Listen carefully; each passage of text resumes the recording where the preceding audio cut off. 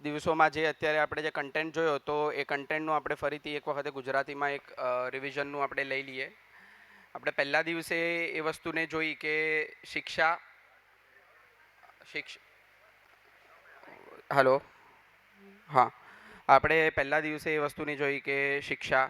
તો શિક્ષા શેના માટે? તો શિક્ષા આપણે સમજ્યા કે માનવ એ અત્યારે પોતાના આચરણ હાલના લેવલે જે રીતે હોવું જોઈએ એ રીતે નથી અને વ્યવસ્થામાં નથી.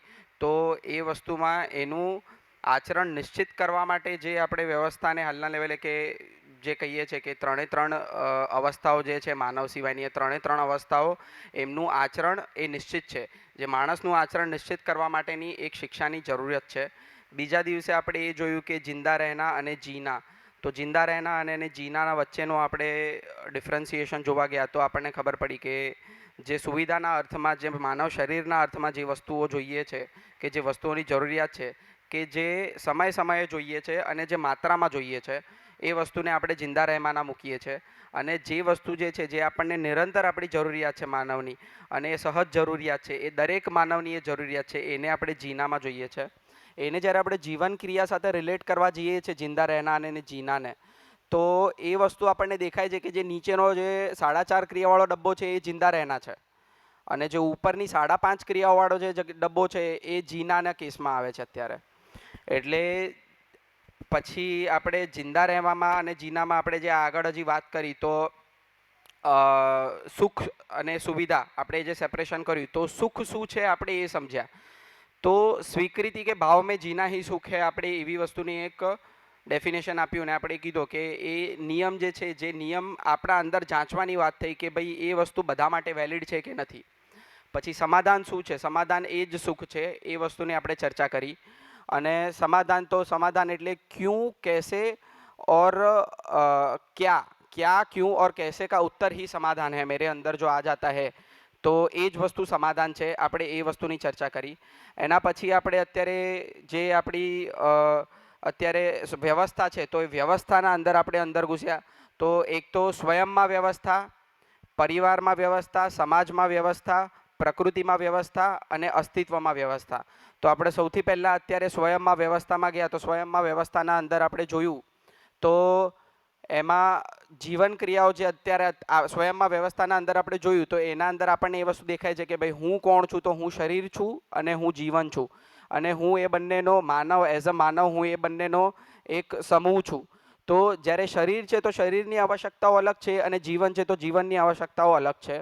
શરીરની આવશ્યકતાઓ તો એ આપણને ખબર જ છે કે સુવિધાના સ્તર ઉપર આપણે બધા અત્યારે જે જીવી જ રહ્યા છીએ. જ્યારે જીવનની જરૂરિયાતને કે જીવનને સમજવા ગયા, તો જીવનના કેસમાં આપણે જોયું કે જીવનના અંદર 10 ક્રિયાઓ ચાલુ છે. એમાં અત્યારે જે અત્યારે આ સ્તર પર આપણે જીવી રહ્યા છે, મોટા ભાગનો અત્યારે વર્ગ જીવી રહ્યો છે, તો એ 4.5 ક્રિયાઓના અંદર જીવી રહ્યો છે.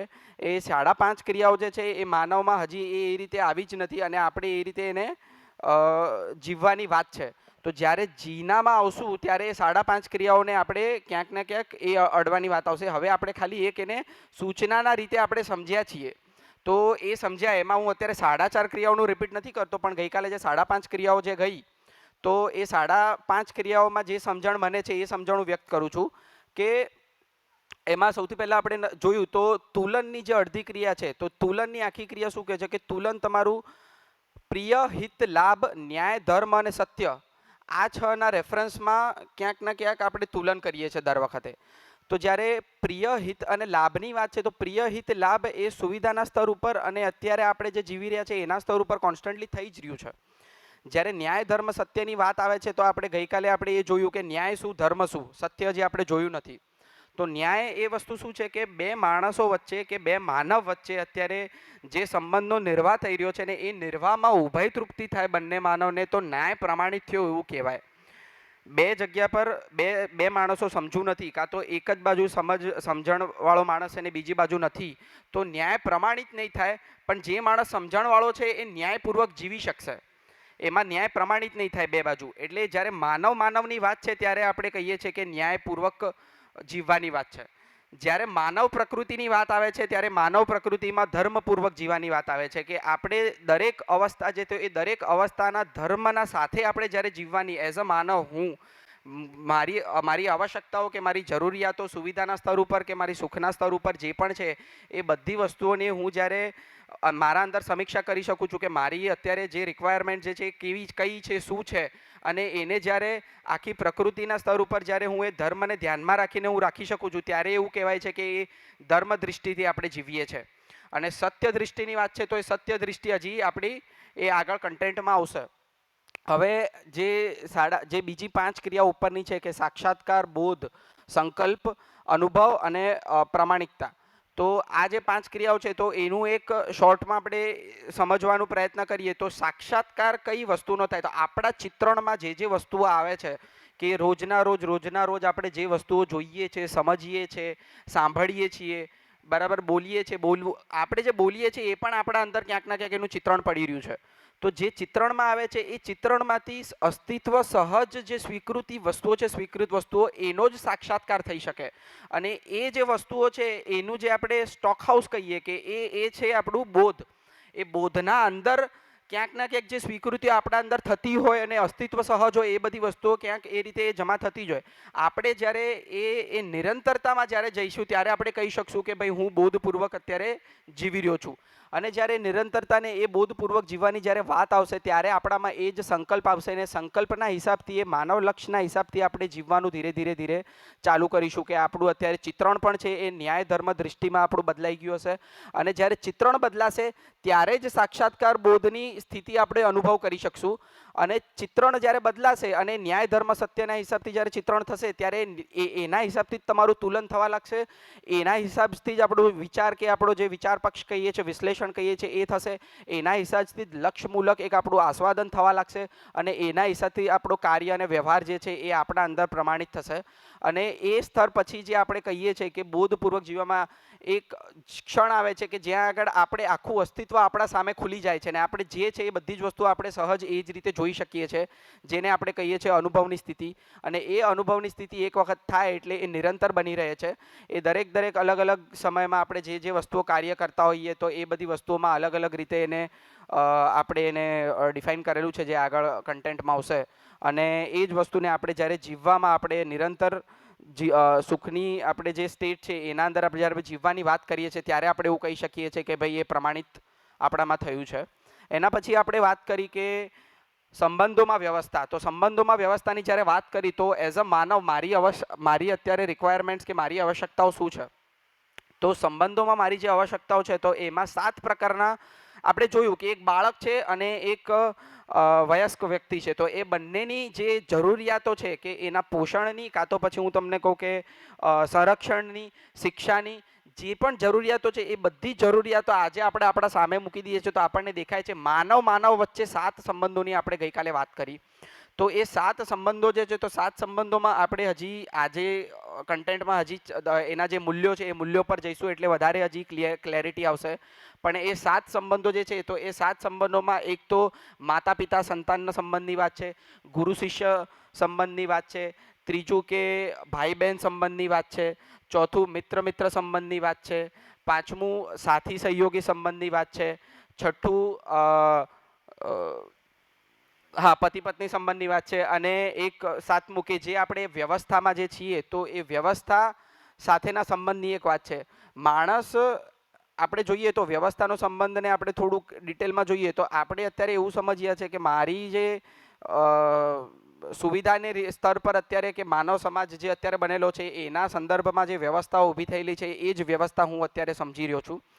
જે પ્રેક્ટિકલી જોઈએ તો ગઈકાલે પણ પ્રશ્નો આવ્યા કે ભાઈ એ તો અવ્યવસ્થા છે, આ તો વ્યવસ્થા છે જ નહીં.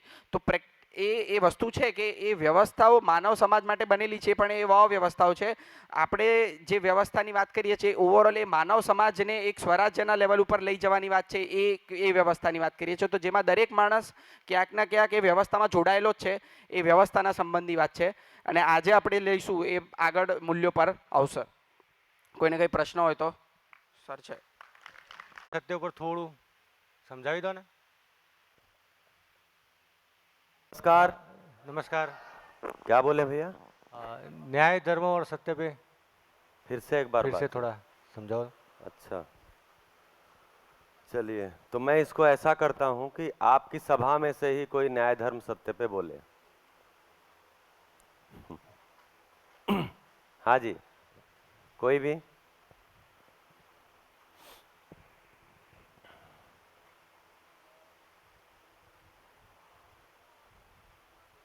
हाँ, थोड़ा थोड़ा मूल्यांकन भी चलता रहे ना, नहीं तो वही हो जाएगा, आगे पाठ पीछे सपाट। हाँ जी, कोई भी न्याय धर्म सत्य पे, सत्य पे अभी बात नहीं हुई है, न्याय धर्म पे बोलेंगे, अभी सत्य पे बात हुई नहीं है।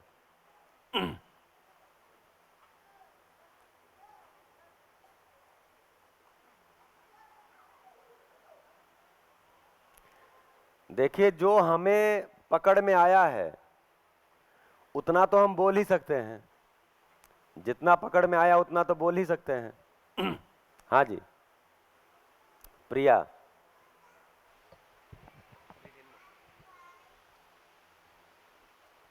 बोर्ड पे भी आके देख सकती हो या वहीं से, जैसा ठीक लगे। अ, न्याय में अगर हम मानव मानव संबंध की बात करें, आप गुजराती में भी बोल सकते हैं,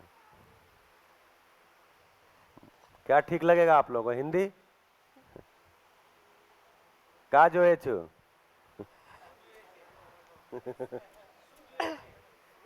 સુખ જોઈએ છે।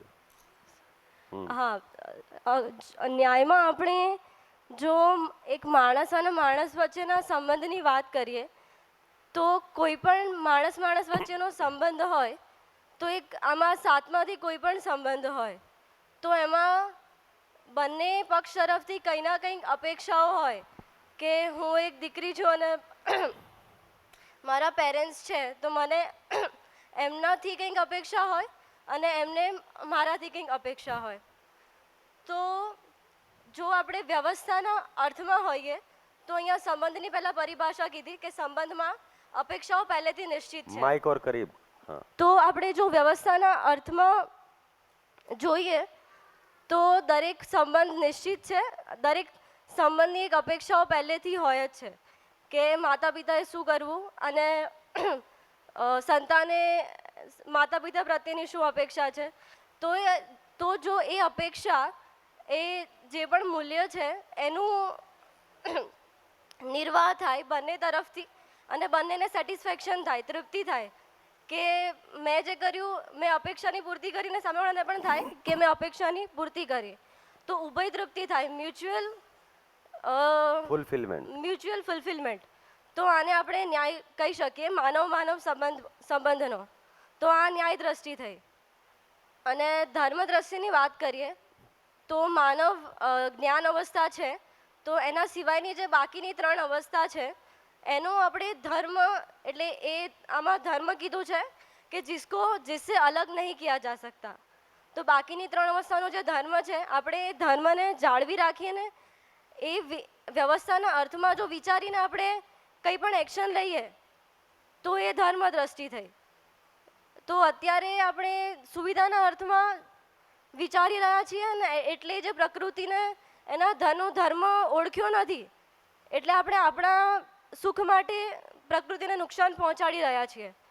જો ધર્મ દ્રષ્ટિ થઈ જાય આપણી તો પ્રકૃતિને નુકસાન ના પહોંચે એ રીતે જ આપણે વિચારવા માંડીએ અને એનો ધર્મ જાળવી રાખે, પ્રાણ અવસ્થા, પદાર્થ અવસ્થા અને જીવ અવસ્થા, તો એને આપણે નુકસાન ના પહોંચાડીએ ધર્મ દ્રષ્ટિ હોય તો। અને સત્ય દ્રષ્ટિમાં આખા વાસ્તવિકતાને સમજવાની વાત છે કે सत्य पे भी बात हुआ नहीं है। હા, તો એ આગળ આવશે સત્ય દ્રષ્ટિનું। बढ़िया, Thank- बहुत अच्छा। और कोई? और कोई? हाँ भैया, हो गया? प्रिया ने जो कहा वो उससे संतुष्टि? अच्छा, तो अभी इसमें पूरा तब और पकड़ में आ जाएगा, क्योंकि जो न्याय है तो न्याय में क्या बोल रहे हैं कि मानव और मानव के बीच में संबंध है और मानव और प्रकृति के बीच में भी संबंध है। ठीक है, तो जो संबंध है उसमें अपेक्षा है, उस अपेक्षा को मूल्य बोल रहे हैं। तो अभी जब मूल्य पे चर्चा हो जाएगी तब निर्वाह की बात आएगी तो न्याय और स्पष्ट होगा। अभी तो इतना बोल सकते हैं कि अपेक्षा है और नेचुरली है, मतलब हम अपेक्षा है ही नहीं है ऐसा हो नहीं सकता। माँ अपने बच्चे के सुविधा के लिए कुछ करती है और उसकी जिम्मेदारी के भाव के साथ होती है। बदले में क्या चाहती है? बदले में चाहती है कि बच्चा स्वस्थ रहे और माँ को भूल न जाए, मुस्कुरा दे, हंस दे, तो माँ के लिए एक मुस्कुराहट ही पर्याप्त हो जाता है। दिन भर काम करने के बाद, सारी सुविधा की जिम्मेदारी लेने के बाद, उस भाव में रहने के बाद भी माँ आपसे वस्तु रूप में नहीं चाह रही। आप खुश रहें, स्वस्थ रहें, तो ये अपेक्षा है उसकी। तो ये अपेक्षा है, रहेगी। अब माँ इस अपेक्षा से मुक्त नहीं हो सकती और बच्चा भी इस अपेक्षा से मुक्त नहीं हो सकता कि माँ मेरे सुविधा की जिम्मेदारी ले। देखिए, सुविधा दे वो अलग, सुविधा देना मुद्दा नहीं है कि माँ मुझे खाना दे रही है, माँ मुझे कपड़ा दे रही है, माँ मेरे सोने का इंतजाम, वो मुद्दा नहीं है। उस जिम्मेदारी के भाव के साथ है। अब घर में सारी सुविधा है, माँ दे भी रही है, लेकिन अगर किसी संतान को लग रहा है वो जिम्मेदारी नहीं निभा रही है, मतलब उसका ध्यान कहीं और है। सुविधा तो सब है, मिल तो रहा है, लेकिन उसका ध्यान नहीं है, तो बच्चे को ही अटपटा लगेगा। ऐसा होता नहीं है, लेकिन अगर मान लीजिए ऐसा हुआ तो बच्चे को अटपटा लगेगा। तो मूल रूप में क्या चीज है? वो भाव है। मूल में वस्तु नहीं है, वो भाव है जो जिम्मेदारी का है। ऐसे ही पिता मतलब महिला पुरुष नहीं, जो भी जीवन की जिम्मेदारी लेता हो, जीवन के जागृति की, जीवन को समझदार बनाने की जिम्मेदारी के साथ होता हो कि मैं आपके शिक्षा संस्कार के लिए आपकी व्यवस्था की जिम्मेदारी के साथ हूं, तो ये जिम्मेदारी का भाव होता है, उसके बाद जिम्मेदारी होती है। तो वो जिम्मेदारी का भाव है कि नहीं है, वो पकड़ में आता है। वस्तु चाहे जितना भी हो, अगर वो भाव नहीं है तो वस्तु से उतना हमको लगाव नहीं हो पाता। अगर भाव नहीं है, बोलते ना, मतलब खाना खिलाया लेकिन इज्जत नहीं किया, माँ ने खाना दिया लेकिन प्यार नहीं किया। अरे खाना तो दिया, आपको खाना से मतलब नहीं जी, प्यार नहीं किया। तो खाना चाहिए, प्यार से चाहिए। आप शाम को ऑफिस से आ रहे हैं, मतलब कोई पुरुष आ रहा है या कोई महिला आ रही है, अब शाम को भूख लगी है, गेट खुल रहा है, आप अंदर आ रहे हैं, हाँ जी बताओ, भूख लगी है, ठीक है उधर रखा, जाओ खा लो। वहां रख दिया, जाओ खा लो। अब खाना भी है, आपको भूख भी लगी है, लेकिन जो भाव है वो आपको स्वीकार नहीं हो रहा है। क्या चीज स्वीकार नहीं हो रहा है? वो भाव नहीं स्वीकार हो रहा है। तो कभी कभी क्या होता है कि हम बिना खाए सो जाते हैं, जबकि भूख थी। जाने दो, तुम्हारा नहीं खाना। ऐसे कोई खाना खिलाता है? जाओ खा लो, रखा है, कोई हम जानवर हैं? ऐसा बोल देते हैं। तो क्या चीज है? भाव स्वीकृत नहीं हो रहा। तो जो न्याय है उसमें भाव की स्वीकृति है, वस्तु की स्वीकृति की बात ही नहीं है।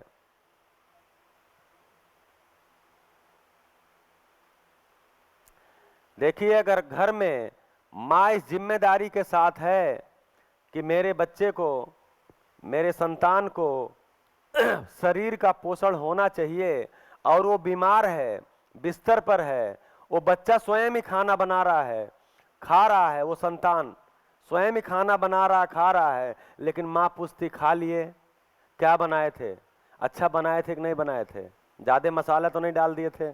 तो क्या है? अभी भी माँ बिस्तर पे है, बीमार है, फिर भी उस जिम्मेदारी के साथ है। पोषण हुआ कि नहीं हुआ? तो मुद्दा ये नहीं है शरीर रूप में काम कर रही है कि नहीं कर रही है, अभी हम ज्यादा चीजें लाके शरीर पे टिका रहे हैं।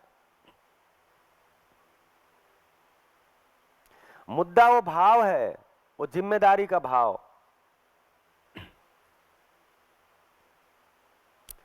पति पत्नी संबंध है और वो दोनों बुजुर्ग हो गए हैं, मतलब इतना हिल नहीं पाते, काम नहीं कर पाते, तो आप घर में देखे होंगे जिनके घर में बुजुर्ग हैं, अगर चाय देने जाते हैं अपने बुजुर्ग पिता या बाबा जिसके पास, तो चाय जब देते हैं तो बोलते हैं अपनी दादी को दिए दादी के पास ले जाते हैं, अगर एक पास नहीं बैठे हैं लोग तो दादी को ले जाके चाय बोलते हैं तो बोलते हैं बाबा को दिए अब क्या है, वो चाय नहीं दे रही है, लेकिन वो जिम्मेदारी का भाव है।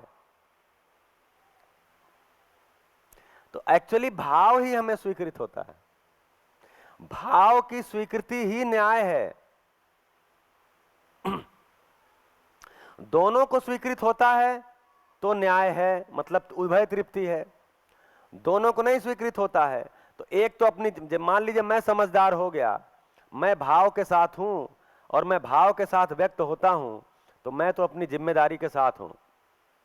अब दूसरे को भाव पहचान में नहीं आता, वो स्वीकार नहीं पा रहा है, तो कम से कम मैं तो तृप्त हूं। दूसरा भी जब पहचान लेगा तो उभय तृप्ति हो जाएगी। भाई ऐसा थोड़ी है हम ही केवल पहचान पाएंगे, वो भी पहचान ही लेगा। ऐसे शिविर में आके बैठेगा, ऐसे चर्चा करेगा, अध्ययन करेगा, पहचान ही लेगा। क्योंकि जीवन तो अक्षय बल अक्षय शक्ति संपन्न है और सभी का है। कौन जल्दी समझेगा, पुरुष या महिला? शिवांश, कौन जल्दी समझेगा, पुरुष या महिला? जो ध्यान देगा वो। हाँ, ये देखिए बहुत बढ़िया। जो ध्यान देगा वो समझेगा। ये हमारी आशा की किरण है कि ये बच्चे को पकड़ में आती है बात। तो मुद्दा ही नहीं है कि पुरुष है कि महिला है, गरीब है कि अमीर है, हिंदू है कि मुस्लिम है, गांव वाला है कि शहर वाला है, ठीक है, इस जाति वाला है कि उस जाति वाला, डॉक्टर है कि स्टूडेंट है, मुद्दा ही नहीं है। जो ध्यान देगा वो समझेगा, क्योंकि सभी के पास अक्षय बल अक्षय शक्ति है।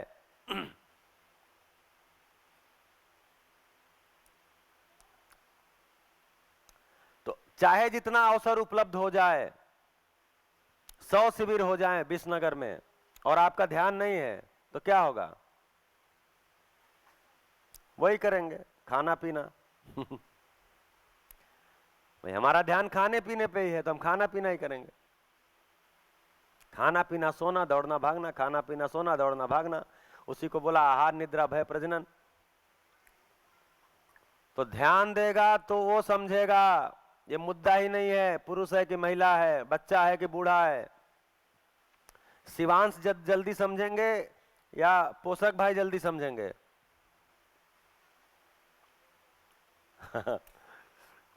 तो ये नहीं बोल रहा शिवांश पहले समझे, बोल रहा जो ध्यान देगा वो समझेंगे। तो आगे से अगर पोषक भाई और ध्यान दे देंगे तो इनसे जल्दी समझ जाएंगे। तो यहां कोई कंपटीशन ही नहीं है। सबसे मजे की बात क्या है? सबसे मजे की बात क्या है? समझदारी के यात्रा में कंपटीशन है ही नहीं। क्यों? क्योंकि मैं चाहता हूं कि मैं जिसके साथ जी रहा हूं वो भी समझदार हो जाए, और हमसे पहले हो जाए तो और अच्छा है। हाँ जी, हमसे पहले हो जाए और अच्छा है, हमारा जीना कम से कम थोड़ा ठीक रहेगा। तो समझदारी के रास्ते में बहुत स्कोप है, कोई कंपटीशन नहीं है। हाँ, इसमें सब सहयोग कर सकते हैं एक दूसरे का। सुविधा के रास्ते में कंपटीशन है, मुझसे ज्यादा आपके पास ना हो जाए, नहीं तो आप सीना चौड़ा करके हमको दिखाओगे। आप चमकाओगे, दिखाओगे, हमें डराओगे। इसलिए सुविधा के क्षेत्र में जाएंगे तो वहां कंपटीशन है। समझ के क्षेत्र में कोई कंपटीशन नहीं। सब चाहते हैं कि मैं जिसके साथ जी रहा हूं वो समझदार हो जाए। इसीलिए जो लोग शिविर में आकर के बैठते हैं उनको लगता है बात तो अच्छी है, मेरी पत्नी को मिल जाए तो अच्छा है। पत्नी को लगता है हाँ बात तो अच्छी है, पति को मिल जाए तो अच्छा है, उनको ज्यादा इसकी जरूरत है। क्यों दीदी? शिविर में लोग बोलते भी हैं, जैसे दिल्ली में प्रिंसिपल लोग शिविर में आते हैं तो सर्कुलर में थोड़ी लिखा रहता है सपरिवार आइए। तो अगर 80-90 लोग आए हैं, 100 लोग आए हैं, तो उसमें 50 महिलाएं होती, 50 पुरुष होते हैं। तो वो महिलाएं जो बहनें वहां करके कहती हैं मेरे पति को इसकी ज्यादा जरूरत है। पुरुष हैं वो बोलते हैं मेरे पत्नी को ज्यादा जरूरत है, मेरे बच्चे को ज्यादा जरूरत है। तो हम बोलते हैं आप समझ गए? बोले नहीं नहीं, वो आप समझ नहीं रहे हो, मैं कह रहा हूं मेरी पत्नी को ज्यादा जरूरत है। हम बोलते हैं जी आप समझ गए? ओह आप नहीं समझ रहे हैं, मैं क्या कह रहा हूं। वो तो ठीक है, मैं तो हूं ही, मेरे पति को जरूरत है। तो अपने पे ध्यान ही नहीं जाता। इसका मतलब क्या है कि हम चाहते हैं कि मैं जिसके साथ जीता हूं वो सभी समझदार हो जाएं और जिम्मेदार हो जाएं। इसलिए बोल रहा हूं इसमें स्कोप ही स्कोप है, कोई कंपटीशन नहीं। कोई भी इसमें फर्स्ट आ जाए कोई दिक्कत नहीं है।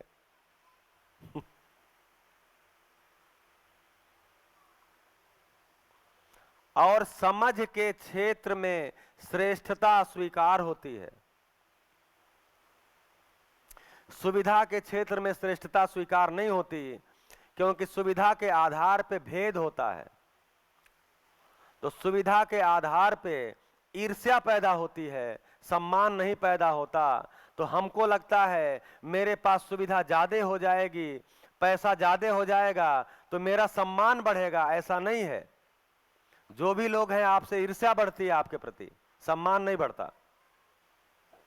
तो जो 4 चीजें हैं रूप पद धन बल, ये ईर्ष्या बढ़ाने वाली चीजें हैं, सम्मान बढ़ाने वाली चीजें नहीं है।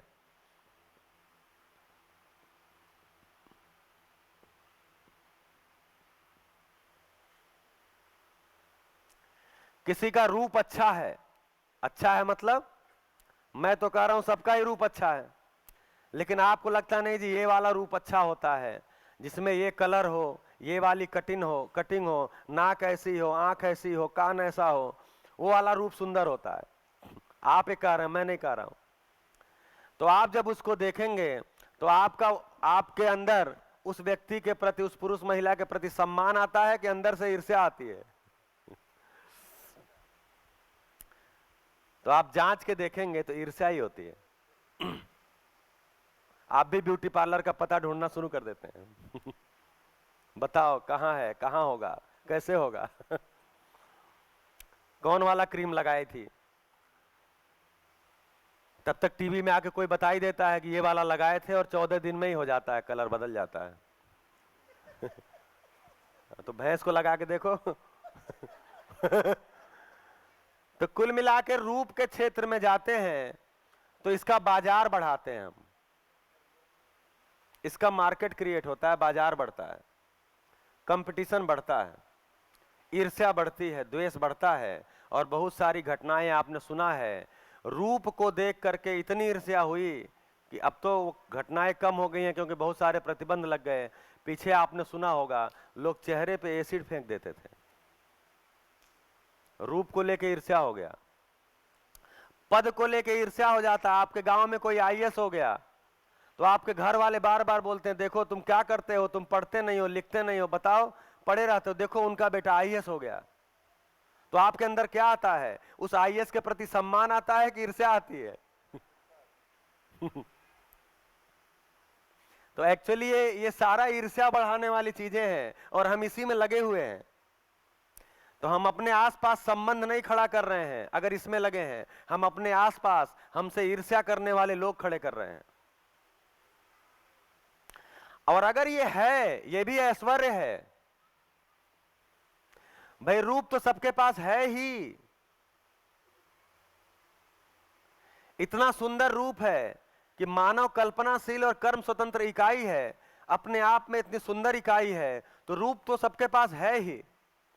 अगर पद भी हो जाए तो कोई दिक्कत नहीं है, धन भी हो जाए कोई दिक्कत नहीं है, बल भी हो जाए तो कोई दिक्कत नहीं है। लेकिन आप मानव अच्छे हैं तो आप रूप पद धन बल का सदुपयोग करते हैं।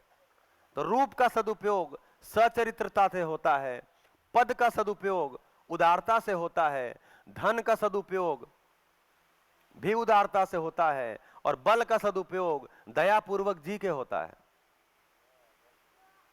तो ये ऐश्वर्य है, ये होना है, कोई मतलब ये बुरी चीज नहीं है, नहीं तो आपको लगेगा ये आप इसको बुरी चीज बता रहे हैं। तो मैं इसको बुरी चीज नहीं बता रहा हूं।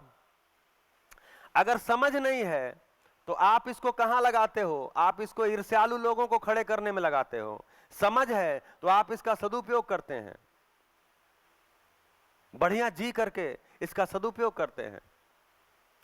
धन का सदुपयोग करते हैं तो उदारता पूर्वक, पद का सदुपयोग करते हैं व्यवस्था पूर्वक, या उदारता उसमें भी शामिल ही है। बल का सदुपयोग दया पूर्वक। कोई बलशाली है तो उसका आभूषण क्या है? दया। कोई रूपवान है, उसका आभूषण क्या है? उसका चरित्र। आगे चरित्र क्या होता आएगा, जब हम चरित्र कह रहे हैं तो किसको कह रहे हैं? तो रूप, पद, धन, बल, ये ऐश्वर्य बताए गए हैं मानव के, और इसमें एक ऐश्वर्य और बताया गया है, बुद्धि। ये अपने शास्त्रों में लिखा है कि मानव के 5 ऐश्वर्य हैं, रूप, पद, धन, बल और बुद्धि। अगर बुद्धि एक्टिवेट नहीं हुई, बोध नहीं हुआ, स्वीकृतियों का स्टॉक हाउस आपका पूरा नहीं हुआ, तो आप रूप, पद, धन, बल का दुरुपयोग ही करेंगे। तो इसमें एक्चुअली एक ही ऐश्वर्य महत्वपूर्ण है, बुद्धि, उसको एक्टिव करना। वो एक्टिव नहीं है तो फिर रूप, पद, धन, बल अलग दिशा में जाता है। तो क्या पकड़ में आया? पहले दिन से इस सभा में जितनी भी बातें की गई, उन बातों में कोई भी चीज को खराब नहीं बताया गया। इस सभा में कहा गया कि आप आहार, निद्रा, भय, प्रजनन को ही सब कुछ मान के जीते हो। इसका मतलब ये नहीं है कि आहार, निद्रा, भय, प्रजनन खराब चीज है। आहार चाहिए ही चाहिए, शरीर जिंदा कैसे रहेगा? निद्रा मतलब आराम चाहिए ही चाहिए, नहीं तो शरीर आगे काम कैसे करेगा? भय, भय क्या चीज है?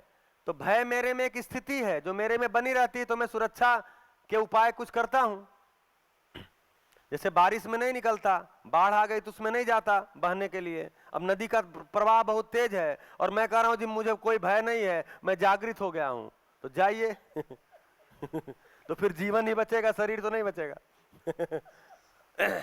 तो भय भी एक व्यवस्था के रूप में है। नियंत्रण है तो भय एक व्यवस्था है, नहीं नियंत्रण है तो भय एक अभाव है। प्रजनन या मैथुन ये व्यवस्था है अस्तित्व में। मानव और मानव का शरीर परंपरा बना रहे, इसके लिए एक व्यवस्था है।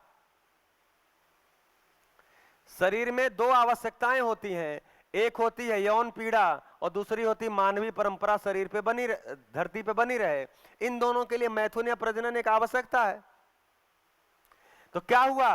आहार, निद्रा, भय, प्रजनन ये खराब चीज नहीं है, ये व्यवस्था के अर्थ में है। हमने सब कुछ यही मान लिया और इससे सुखी होने के प्रयास में लग गए, इसमें बहुभोग अतिभोग में चले गए।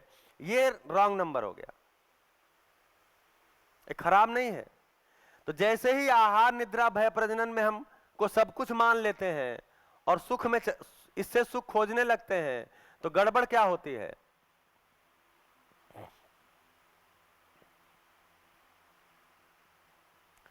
अगर इन चारों में हमने सुख को पहचान लिया और हमें लगता सुख यही है, इससे ही मिलेगा, तो इसकी वैरायटी और क्वांटिटी में जाते हैं, बहुभोग अतिभोग करते हैं, तो गड़बड़ क्या होता है? गड़बड़ क्या होता है? गड़बड़ ये होता है, यही 4 हमको अपराध में लेके जाते हैं। अभी धरती पे मानव के साथ या प्रकृति के साथ जितने भी अपराध हुए हैं, आहार, निद्रा, भय, प्रजनन में ही हो रहे हैं, क्योंकि हम इसकी वैरायटी क्वांटिटी में जा रहे हैं। हमको लगता है वैरायटी में जाएंगे, अलग अलग चीज, अलग अलग तरह का खाएंगे, अलग अलग तरह का भोग, अलग अलग तरह की चीजें, तो हमारा सुख बढ़ जाएगा, तो हम वैरायटी में जाते हैं। ज्यादा खाएंगे, ये काम ज्यादा करेंगे, ज्यादा देर तक सोएंगे, ज्यादा बढ़िया से पड़े रहेंगे बिस्तर पे, तो हम सुखी हो जाएंगे। तो हम क्या गए? क्वांटिटी में गए और वैरायटी में गए। तो खतरा क्या है ये आहार निद्रा भय प्रजनन खराब चीज नहीं है, व्यवस्था के अर्थ में है। इससे सुखी होने के प्रयास में लगेंगे तो इसके बहुभोग अतिभोग में जाएंगे, उससे धरती पे अपराध में जाएंगे। मानव के साथ भी अपराध होगा, प्रकृति के साथ भी अपराध होगा। और आज जितने प्रकार के अपराध हो रहे हैं आप उसको कनेक्ट करिए, इन्हीं चार में से किसी न किसी में हो रहे हैं, किसी के चक्कर में हो रहे हैं। मिट्टी खराब हो गई आहार के चक्कर में, आहार की वैरायटी के चक्कर में, ज्यादा खाने के चक्कर में। ज्यादा खाना है, ज्यादा खाएंगे तो सुखी हो जाएंगे। तो अभी कार्यक्रम क्या है? ज्यादा खाना, फिर बीमार होना, हॉस्पिटल जाना, दवाई खाना, फिर वहां से आना, फिर ज्यादा खाना, फिर हॉस्पिटल जाना, फिर दवाई खाना, फिर वहां से आना, फिर ज्यादा खाना। हाँ जी, माइक दे दो भाई।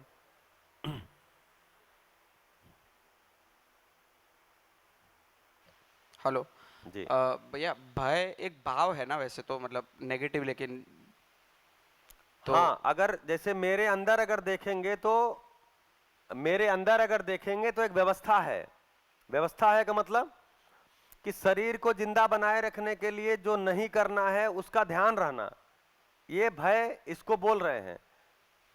लेकिन जब हम भय को अपना विषय मान लेते हैं तो फिर हम कुछ खोजने लगते हैं, मतलब फिर अभाव में आ जाते हैं। मतलब जब इसको विषय मान लेते हैं तो इस यही असुरक्षा में बदल जाता है, तो हम असुरक्षा के भाव में आ जाते हैं।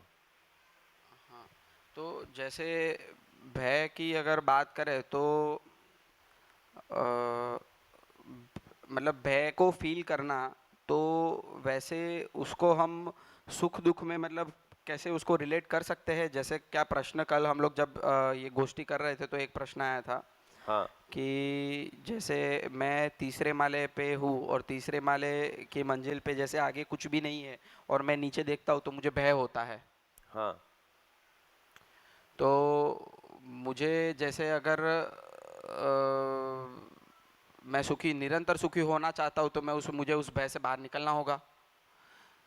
तो हम लोग बेसिकली ये डिफाइन कर रहे हैं कि वो भय भी एक दुख है, ऐसा ही है क्या?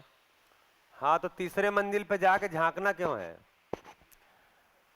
जैसे जो मजदूर काम करते हैं, मल्टी स्टोरी बिल्डिंग बनाते हैं, हाँ जी, आप जब 2 दिन 4 दिन 5 दिन जाएंगे ना तो तीसरे मंजिल से झांकेंगे, कुछ नहीं होगा।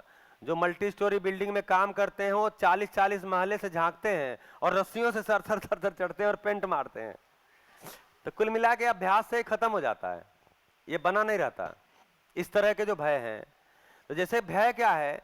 नियम को नहीं पहचानना, ये भय है। नियम को पहचान जाते हैं तो भय दूर हो जाता है।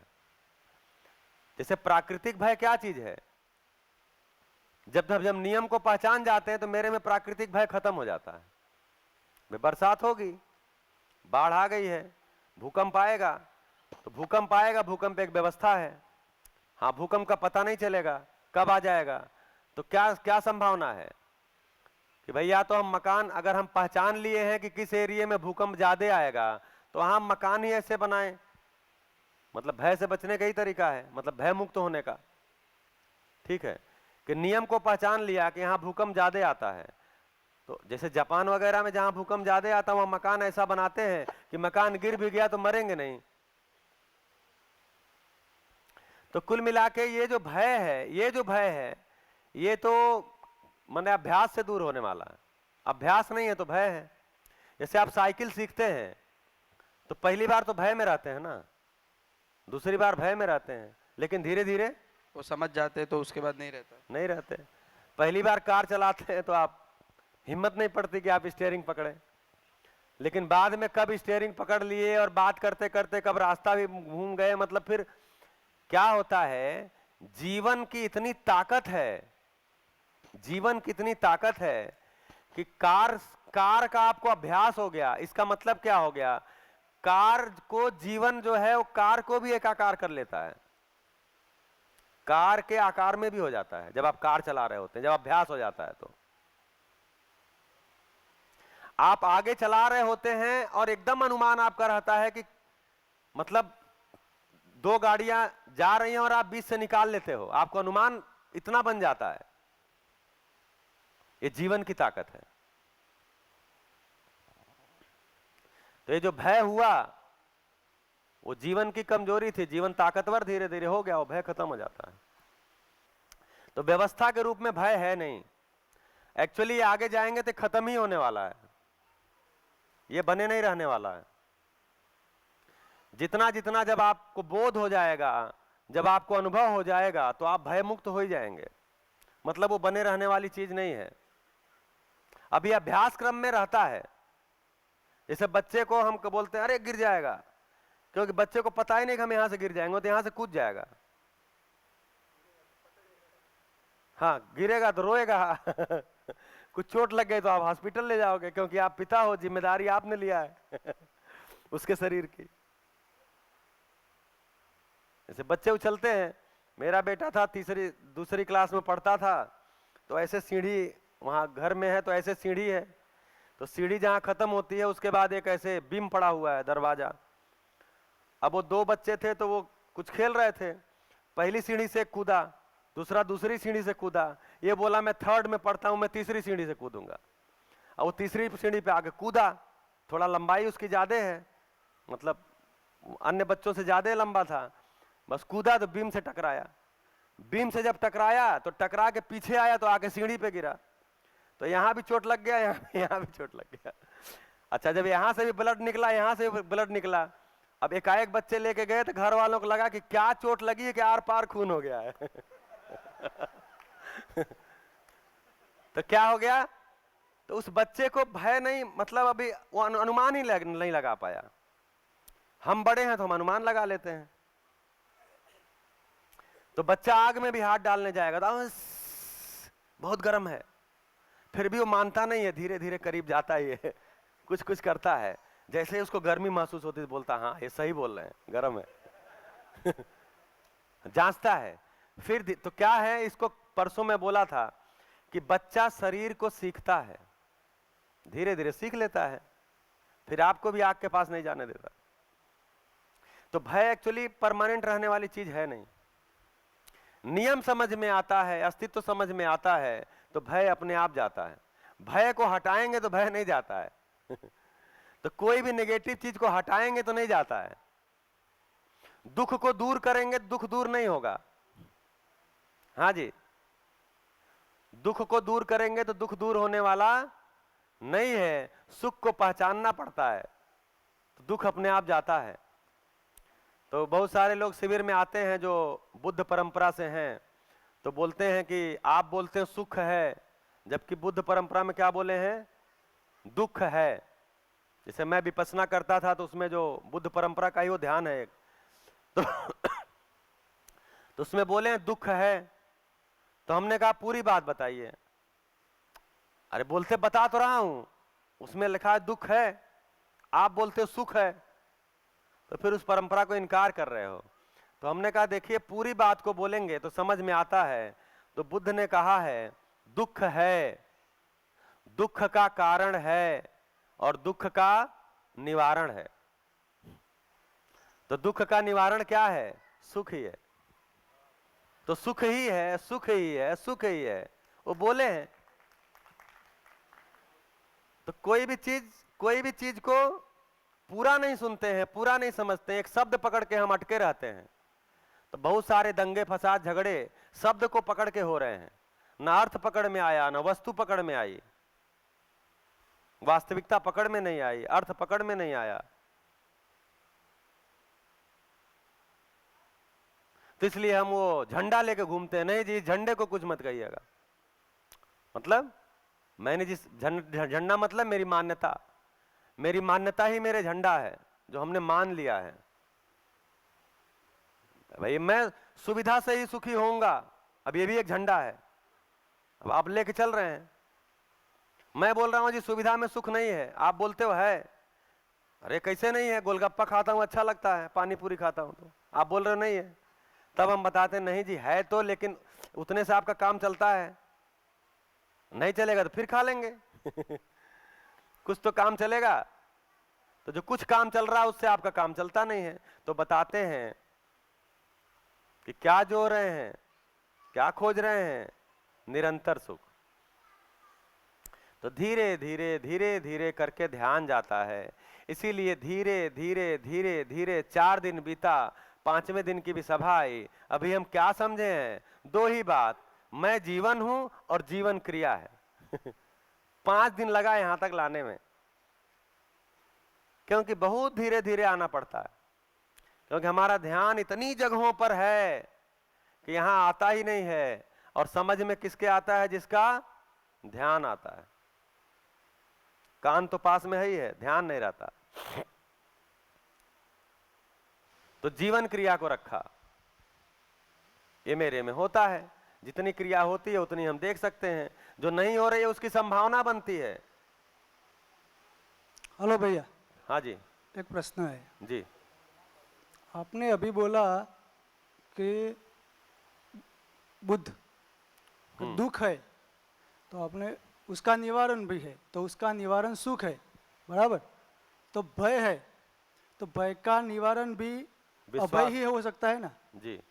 तो मैंने क्या सोचा है, एक उदाहरण है, एग्जाम्पल का छोटा बच्चा है और कहीं से सांप आ जाता है और बच्चे को डंक लगाने की तैयारी में है, तो उस वक्त माँ क्या करती है? उसको भी भय तो है, सांप का भय है माँ को, तो उस समय माँ क्या करती है? उसका भय निर्भय हो जाती है और बच्चे के बचाने के लिए वो सांप को पकड़ कर फेंक देती है। जो माँ अकेली होती, सांप होता तो वो डरती, शायद नहीं पकड़ती, लेकिन बच्चे को बचाने के लिए वो पकड़ कर फेंक देती है, तो वो निर्भय हो गई, तो उसका भय निर्भय से हट गया। हाँ बताइए इसको, कोई बहुत अच्छा ही उदाहरण आया है। इसमें क्या घटना हुई है? घटना क्या हुई है?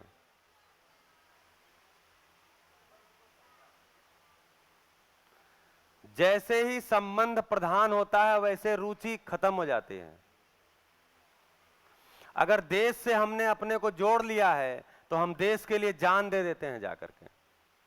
तो फिर मेरा जिंदा रहना है, मेरी रुचि मूलक है।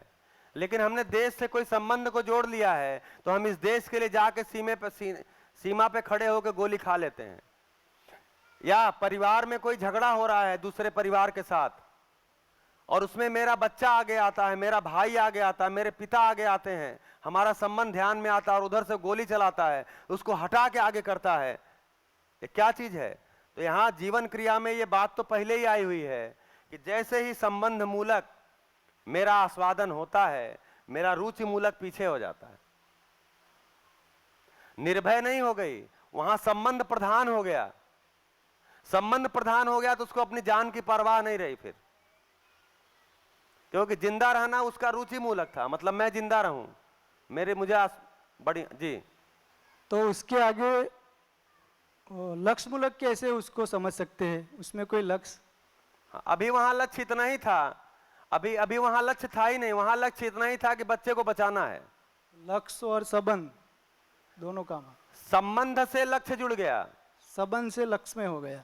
संबंध को पहचाना कि मेरा बच्चा है, सांप काट लेगा, मेरा बच्चा है, मेरी संतान है, तो उसके अंदर संबंध मूलक आस्वादन हुआ, उससे लक्ष्य पता चला इसको सांप से बचाना है। सही बात है। तो उससे वो निष्कर्ष निकलता है कि हमारा लक्ष्य मजबूत होगा तो हम संबंध लक्ष्य और अगर रुचि से पता है आगे जी, बढ़ सकेंगे। बढ़िया।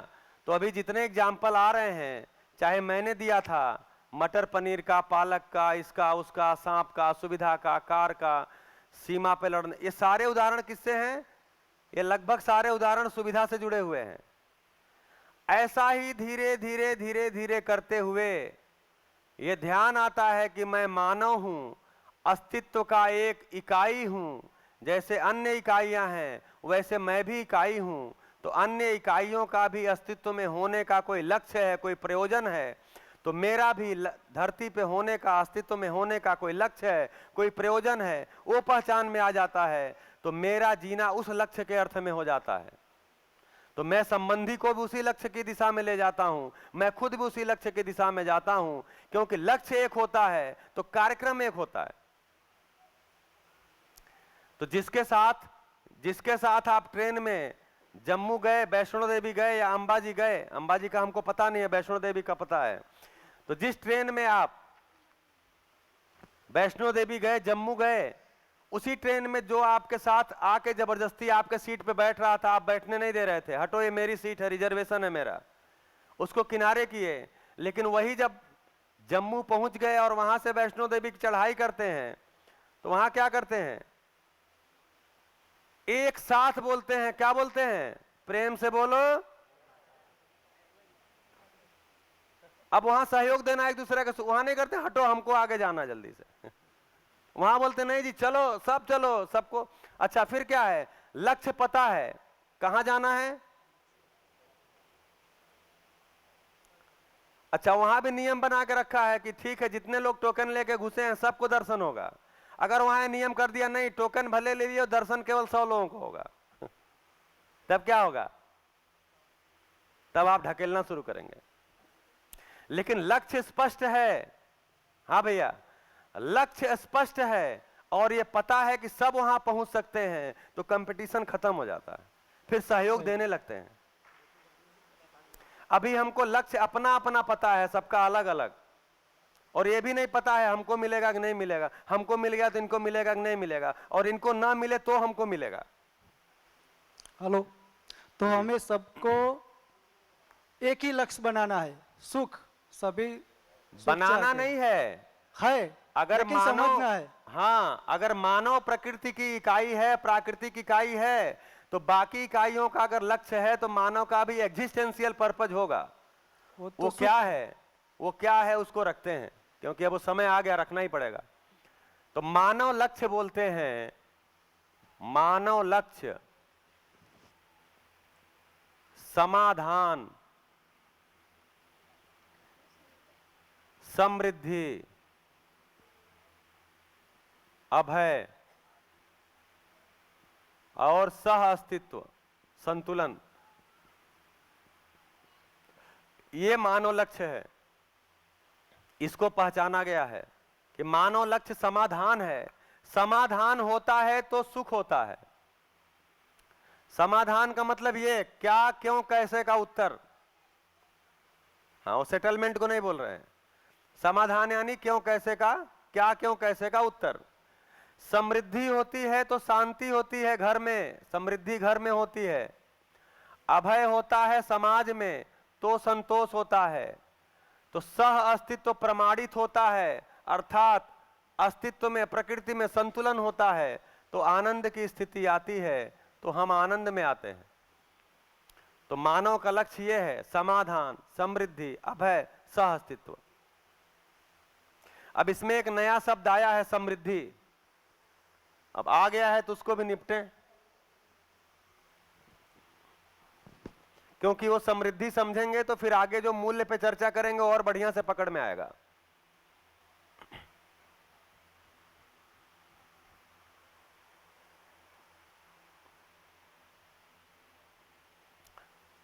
बताइए समृद्धि क्या है? इसको मिटा दें? नहीं, अभी रहने दीजिए। हाँ, अभी इसको मिटाएंगे थोड़ी देर बाद। समृद्धि किसको कहते हैं? समृद्धि, प्रॉस्पेरिटी। हेलो, हाँ जी, सुख का समूह, जिससे हमें सुख मिले उसका समूह, समृद्धि। सुख का समूह। तो फिर सुख, सुख तो टुकड़े टुकड़े में हो गया ना, जब हम उसका समूह बना ऐसा रहे हैं। नहीं, हाँ, समृद्धि मतलब जहाँ से हमें बहुत आनंद मिले, निरंतर सुख मिले, ऐसा कुछ बत्था हमारे पास हो, सोच हो ऐसी, इसे समृद्धि कह सकते बढ़िया। हैं। और अभी समृद्धि की परिभाषा, समृद्धि किसको कहते हैं, ये थोड़ा आप सबका ध्यान थोड़ा गया ही होगा। प्रॉस्पेरिटी, देखिए भैया, जिसमें गर्म हो उसमें दीजिएगा, कल ठंड, ये वाला गर्म होगा, ये भी होगा। प्रॉस्पेरिटी जिसको इंग्लिश में बोलते हैं, हिंदी में समृद्धि बोलते हैं, गुजराती में क्या बोलते हैं? समृद्धि बोलते हैं। तो उसकी परिभाषा क्या है? क्या पकड़ में आ रहा है जब समृद्धि बोल रहे हैं? तो बोलते नहीं, देखो ये कितने समृद्ध हैं, इनके यहाँ कितनी समृद्धि है। असली बात आप बोलते नहीं हो, बनावटी बोलते हो। हाँ जी, जोर से माइक में। जी भैया।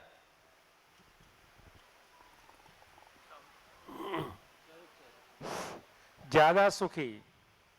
ज्यादा सुखी। हाँ, ज्यादा मतलब निरंतरता। उसके पास साधन संपन्न है। हाँ, जिनके तो- पास ज्यादा साधन संपन्नता है अभी उनको समृद्ध बोलते हैं। बढ़िया। मतलब जितना चाहिए उतना और उससे कुछ ज्यादा ही है। इसको बता पाएंगे? मतलब साधन में ही बात कर रहा हूँ। हाँ, साधन में। ठीक है, बढ़िया। और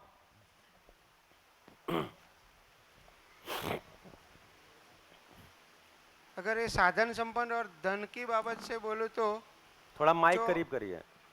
जो मेरे पास है वो मेरे उपयोग में भी आए और दूसरों के भी उपयोग में आए, ऐसी मेरी सोच है तो मैं समृद्ध हूँ। तो उस वस्तु की उपलब्धता को समृद्धि बोल रहे हैं या सोच को समृद्धि बोल रहे सोच को समृद्धि हैं? बोल सोच को बोल रहे हैं। ठीक है। और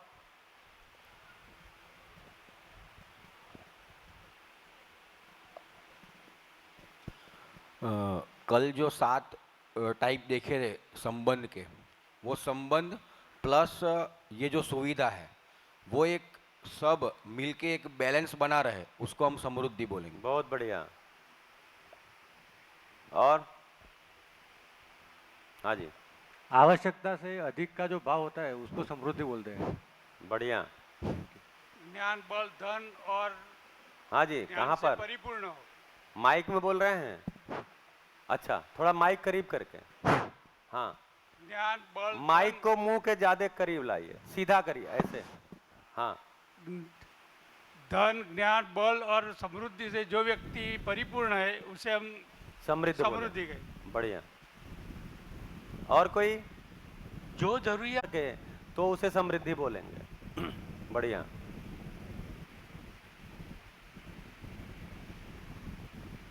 किसी भी चीज का अभाव न रहे उसको समृद्धि बोलते हैं। बढ़िया, अभाव ही ना हो। और इधर बहनों में कोई?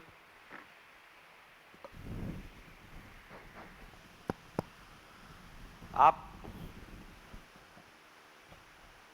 समृद्धि से ध्यान सबका जा रहा है, अब इतनी बातें आ भी गई हैं। बढ़िया। हाँ, नियति। निरंतर सुख ही समृद्धि है। निरंतर सुख ही समृद्धि है। ठीक। मतलब किसी भी चीज में निरंतरता होना वो समृद्धि है। बढ़िया। वो सेटिस्फेक्शन को लेकर भी हम देख सकते हैं। ठीक है। और हेलो, किसी को भी नुकसान न पहुंचाकर जो शांति मिलती है उसको समृद्धि कहते हैं। शांति को ही समृद्धि बोल रहे हैं। ठीक। उससे अलग भी अगर किसी के पास हो तो बताइए। चलिए, एक एक्टिविटी। हाँ जी। अपने आप में तृप्ति का भाव सदैव बना रहे भाव में, हाँ, वो समृद्धि है। बढ़िया। शरीर और मन से, कहाँ से? यहाँ से। हाँ, शरीर और मन से जो पूर्णता का भाव मिलता है उसे समृद्धि बोलते। बढ़िया। ठीक है, एक एक्टिविटी करते हैं। बातें आई कि समृद्धि सुविधा से जुड़ी हुई है, तो सुविधा मतलब सामान सुविधा। अब जिसके बिना हमारा काम नहीं चलता है। भाई कपड़ा रहेगा तो ही कपड़ा चाहिए, ये माइक चाहिए, चश्मा चाहिए, ये पेन चाहिए, बोर्ड चाहिए, मतलब इतनी सारी सुविधा तो चाहिए ही। इस सभा को चलाने के लिए भी कितनी सारी सुविधा चाहिए। तो सुविधा होता है। तो एक होता है सुविधा में कमी और एक होता है कमी का एहसास। एहसास, एहसास समझ रहे हैं ना? कमी का एहसास। हाँ, एहसास थोड़ा उर्दू शब्द है शायद, गुजराती में भी चलता है। ठीक। तो एक होता है कमी, मतलब मेरे पास कोई कमी है, और दूसरा है एहसास कमी का। तो इसको देखते हैं।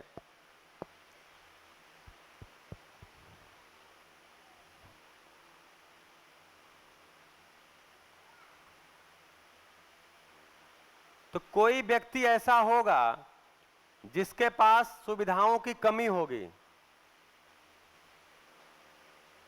कोई व्यक्ति या कुछ व्यक्ति ऐसे हो सकते हैं जिनके पास सुविधाओं की कमी है, मतलब खाने के लिए भी दिक्कत है, कपड़े का पहनने का भी दिक्कत है, घर भी नहीं है, ऐसा हो सकता है। ऐसे लोग है ही हैं, अपने देश में भी हैं और दुनिया में भी हैं। और जिसके पास ये सुविधाओं की कमी है उसको कमी का एहसास भी है ही है। भाई खाना नहीं है तो एक एहसास है ना कि मेरे पास खाना नहीं है, पता नहीं मुझे भूख लगेगी तो कहां से मिलेगा, तो एहसास है कि नहीं है? है। कुछ लोग ऐसे होते हैं जिनको कमी तो नहीं है, कमी तो नहीं है, लेकिन कमी का एहसास है। ऐसे लोग होते हैं कि नहीं होते हैं? होते ही हैं। हम में से ही ज्यादा हो सकता हूं। हाँ देखिए, स्वीकार कर लेने में क्या होता है ना, हम बड़े सरल हो जाते हैं, फिर स्वीकारते नहीं है। जो बोले थे ना, अपनी जिंदगी को हमने बड़े परिश्रम से कठिन बना दिया है। इतनी कठिन है नहीं जिंदगी।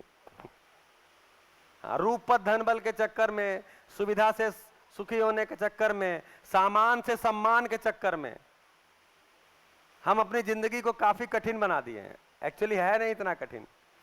तो स्वीकार लिया जाए कि कमी नहीं होगी, लेकिन कमी का एहसास रह सकता है।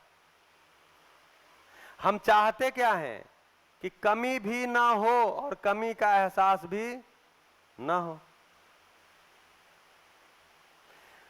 तो जिनके पास साधन की कमी है, तो साधन के कमी को बोलते हैं सुविधा विहीन, एसवी। थोड़ा कोड वर्ड डालते हैं, सुविधा विहीन, कि भाई सुविधा नहीं है। और कमी के एहसास को क्या बोलते हैं? इसी को एक नाम दिया है दरिद्रता। भाई शब्द आया है परंपरा में, भाई एहसास बना हुआ नहीं है। तो सुविधा विहीन है तो दुखी है कि नहीं है? भाई खाने का नहीं है, पहनने का नहीं है, घर नहीं है, मतलब कुछ ना कुछ असुविधा बनी हुई है, तो दुखी है कि नहीं है? और मिलेगा आगे, और मिलना चाहिए और होना चाहिए, तो ये भाव भी है, तो इसको दरिद्रता बोलते हैं। तो SVDD इसको बोलते हैं सुविधा विहीन, दुखी, दरिद्र। इनका कोड किया जाए, इनके पास सुविधा है, यानी सुविधा संपन्न, लेकिन दुखी हैं। और का एहसास बनाई है तो दरिद्र भी है। तो सुविधा संपन्न, दुखी, दरिद्र। ऐसे आपके आसपास मिलते हैं?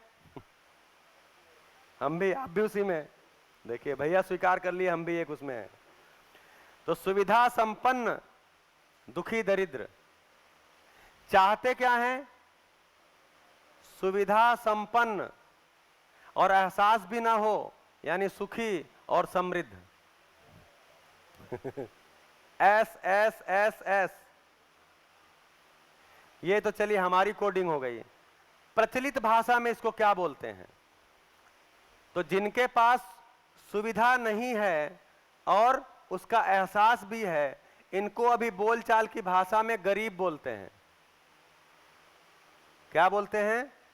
गरीब।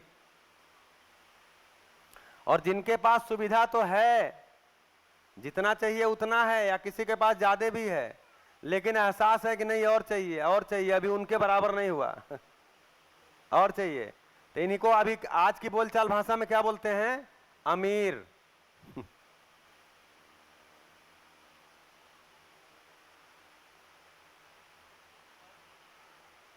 अच्छा, इनका जो दुखी और दरिद्रता है वो कितने की है? कुछ पैसों कुछ रुपयों की है। इनकी जो दुखी दरिद्रता कितने की है? बहुत ज्यादा की है। तो अब जो ज्यादा गरीब है उसको हम अमीर बोलते हैं आजकल।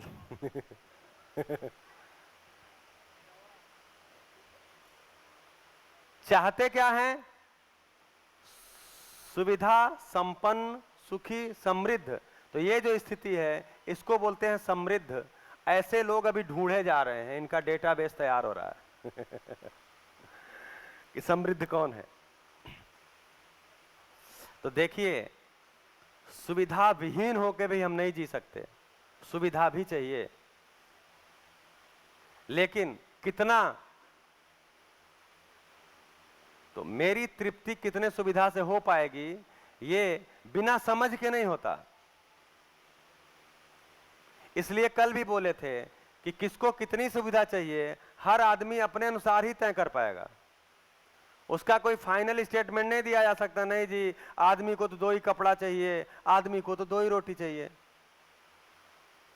तीसरा कपड़ा फेंको उठा के, तुम्हारा नहीं है वो। तो ऐसा नहीं है। अपनी कार्य के अनुसार, अपनी प्रकृति के अनुसार, अपने जो सामाजिक जो स्थिति है उसके अनुसार, जैसा अपनी आवश्यकता है उसके अनुसार, तो कितना सुविधा चाहिए ये हर मानव अपना तय करेगा। तो क्या है वस्तु की, तो अभी बोलेंगे समृद्धि क्या निकल के आया, तो समृद्धि की परिभाषा निकल के आएगी अभाव का अभाव।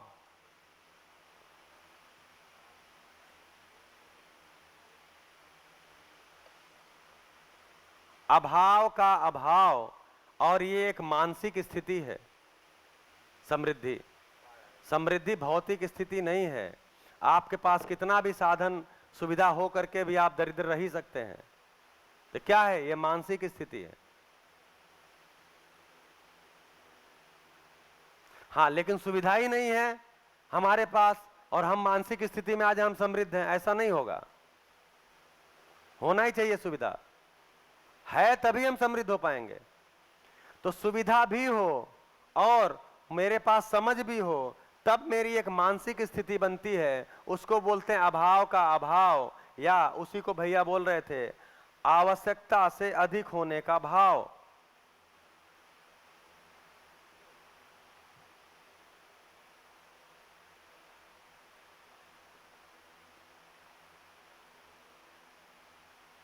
इसी को बोलते हैं आवश्यकता से अधिक होने का भाव। भाई मेरे पास मेरी जितनी आवश्यकता है उतनी मेरे पास है और थोड़ा अधिक भी है। आवश्यकता से अधिक ये नहीं है कि मेरी 2 रोटी की आवश्यकता है और मेरे पास 50 रोटी है। नहीं, आवश्यकता से अधिक, मेरी आवश्यकता 2 रोटी की है, मेरे पास 3 है, 2.5 है। तो आवश्यकता से अधिक होने का भाव। तो हर मानव श्रम पूर्वक आवश्यकता से अधिक, अपनी आवश्यकता से अधिक का उत्पादन करेगा तो समृद्धि के भाव में आएगा। लेकिन उसमें समझ होनी चाहिए, किस चीज की? आवश्यकता की समझ होनी चाहिए। अगर आवश्यकता की समझ नहीं है तो आपको कब पता लगेगा कि आपके पास आवश्यकता से अधिक है? आपके पास तो जितना है आपको कम ही लगता है। तो समझ उसमें महत्वपूर्ण मुद्दा है। इससे होता क्या है आवश्यकता से थोड़ा अधिक होने से? तो वो जो भाई बोल रहे थे, हिमांशु भाई, भय मेरा खत्म होता है, मैं विश्वास पूर्वक जीता हूं। जैसे इस हॉल में कितने लोग बैठे होंगे? लगभग 200 लोग, माने थोड़ा कम ज्यादा होंगे। तो अभी सूचना आए कि 11 बजे टी ब्रेक होगा और उस टी ब्रेक में केवल 30 कप चाय है। क्या होगा? व्यवस्थापकों ने, अल्पेश भाई ने सूचना दिया कि भैया अभी बता दीजिए सबको कि टी ब्रेक होगा और 30 कप ही चाय है। तो क्या होगा?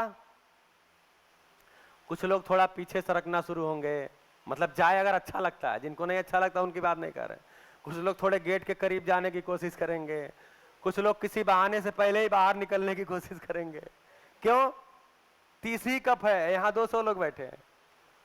तो क्या आ गया? और हम बोल रहे हैं जी जीवन होता है और उसमें क्रिया होती है, चित्रण होता है और साक्षात्कार होता है। आपका ध्यान कहाँ है? चाय कम ही है बाहर। तो आप कुछ सुन ही नहीं पा रहे हैं। क्यों? बता दिया गया चाय कम है। तो आप भय में आ गए, विश्वास में नहीं रहे। लेकिन जैसे ही सूचना हुई कि देखिए चाय बाहर है और सबको मिलेगी और जितने लोग हैं उससे ज्यादा ही है, अब आप निश्चिंत होकर सुनेंगे। हाँ भैया बताओ क्या बोल रहे थे बोध के बारे में? अब आप निश्चिंत होकर सुनेंगे। तो सुविधा किस लिए चाहिए? सुविधा से मेरे में मानसिक निश्चितता आती है। तो पहले दिन से मैं क्या कह रहा हूं, मानव हर चीज की निश्चितता चाहता है। क्या चाहता है? निश्चितता चाहता है। सुविधा की निश्चितता चाहता है, भाव की भी निश्चितता चाहता है, मेरे में विश्वास बना रहे, मेरे में सम्मान बना रहे, मेरे पास सुविधा बनी रहे, मेरा संबंध बना रहे।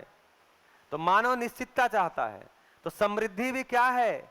एक मानसिक स्थिति है और वो निश्चितता की तरफ आपको ले जाती है। तो जब आप सुविधा की दृष्टि से निश्चिंत होते हैं तो आप समझ के लिए लग जाते हैं। तो मैंने कहा था कि अगर 1 लाख साल में मानव सुविधा के अर्थ में काफी कुछ प्रगति कर लिया है तो आगे समझ के अर्थ में अब लग जाए, ऐसी संभावना है। लेकिन कब लग पाएगा? जब सुविधा को पहचान पाएगा कि मेरी आवश्यकता जितनी है उतना हो गया है और उससे थोड़ा ज्यादा ही है। ज्यादा किस लिए चाहिए? मान लीजिए कोई रिश्तेदारी में किसी को दिक्कत हो गई तो आपको देने के लिए चाहिए ना, थोड़ा दे दो उनको भी।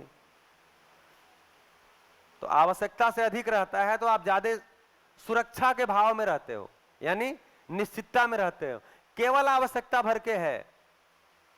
हाँ, आटा मेरे पास है और 4 रोटी भर के है, मतलब 4 रोटी के लिए है, और हम 2 लोग हैं और 2-2 रोटी खाते हैं, तो हम निश्चिंत रहेंगे? या मेरे पास 5-6 रोटी का रहेगा तो निश्चिंत रहेंगे? हाँ जी बताइए। 2 लोग हैं और दोनों लोग 2-2 रोटी खाते हैं और हमारे घर में 4 ही रोटी का आटा है, तो उस समय हम ज्यादा निश्चिंत रहेंगे या 5-6 रोटी का है तो निश्चिंत रहेंगे? क्यों? हाँ, मान लीजिए कोई आ गया तो क्या करेंगे? कह देंगे जी बहुत अच्छा, बहुत बढ़िया, आपका सम्मान है, आटा नहीं है हाँ, सम्मान आपको पूरा मिलेगा, रोटी नहीं मिलेगी। तो ऐसा तो नहीं कर सकते। इसलिए हम निश्चिंत ही तब होते हैं जब हमारे पास आवश्यकता से थोड़ा अधिक होता है। हम निश्चितता चाहते हैं। तो समृद्धि क्या है? एक निश्चितता है। लेकिन ये कब आएगी? जब मैं आवश्यकता को पहचान पाऊंगा अपने। आवश्यकता की पहचान ही नहीं है तो निश्चितता कहां से आएगी? तो पहले दिन या दूसरे दिन बोले थे कि मानव दूसरों से प्रभावित हुए बिना जब अपनी आवश्यकता को पहचान लेता है, यही उसकी योग्यता है, यही उसकी समझ है। कि मेरी आवश्यकता को कौन पहचानेगा? मैं पहचानूंगा। तो मैं दूसरों से प्रभावित हुए बिना अपनी आवश्यकता को पहचान लेता हूं, यही मेरी योग्यता है, यही मेरी समझदारी है, यही मेरी समझ है। नहीं तो मैं अयोग्य हूं, नहीं तो मैं नासमझ हूं। अभी तो मेरी आवश्यकता को कोई दूसरा ही पहचानवाता है, आपको पता नहीं है आपकी आवश्यकता ये है। हाँ, ये चीज पी के देखो, उड़ जाओगे आप। अब आपको तो उड़ना है फिर नीचे एक वैधानिक चेतावनी दे देते हैं, विज्ञापन में दिखाया गया दृश्य का सत्य से कोई नाता नहीं है। वो छोटा लिखते हैं आपको दिख रहा है कोई चीज कोई पिया और उड़ने लगा, छोटे छोटे बच्चे प्रभावित हो गए, बोले नहीं यही ले आओ, हम भी पिएंगे। तो क्या हो गया? हमारी आवश्यकता को कोई दूसरा बताता है, या हम दूसरों से प्रभावित होकर के ही अपनी आवश्यकता का पता लगा पाते हैं। इसलिए पूरी जिंदगी बीत जाती है, मैं समृद्धि के भाव में नहीं आता, मैं दरिद्रता में ही मर जाता हूं। अरे क्या करूं, अभी तो वहां एक मकान बाकी था, ओहो वहां जो जमीन देख के आया था वो खरीद नहीं पाए, क्या बताया जाए, काम अधूरा रह गया और मैं अब जाने वाला हूं तो पूरी जिंदगी बीत गई, हम समृद्धि के भाव में आ ही नहीं पाए, जबकि जिंदगी भर एक ही काम किए, सुविधा ही जुटाए, लेकिन संबंध तो जुटाए नहीं वैसे भी सुविधा ही जुटाए।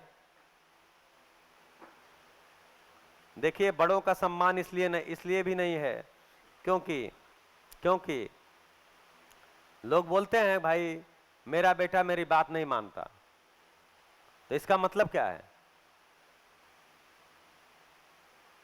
आके हम लोग के पास ऐसे केस आते हैं, भाई इसको समझाइए मेरा बेटा है मेरी बात नहीं मानता तो आपका बेटा, आपकी बेटी, आपकी बहू आपका बात नहीं मानती, आपकी पत्नी, आपके पति आपका बात नहीं मानते, इसका मतलब क्या है?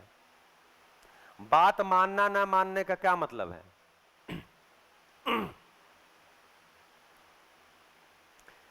भाई मैं आपकी बात नहीं मानता, इसका क्या मतलब है? जी दो शिवांश माइक। मतलब उस टाइम दोनों के विचार नहीं मिलते हैं। बढ़िया। और विश्वास का अभाव। बढ़िया। और असहमति। असहमति। ठीक है। हाँ चाणक्य। जो नहीं मानता है उसे अपने पे विश्वास ज्यादा होगा। जरूरत से ज्यादा अपेक्षा रखना। अरे अपेक्षा तो नेचुरल है, ज्यादा कम होता ही नहीं है। चलिए ये भी ठीक है, हमने अपेक्षा कर लिया, बात मानना चाहिए, वो मान ही नहीं रहा है, तो हम एक्चुअली अपेक्षा ज्यादा कर रहे हैं, ये आपका कहने का मतलब है।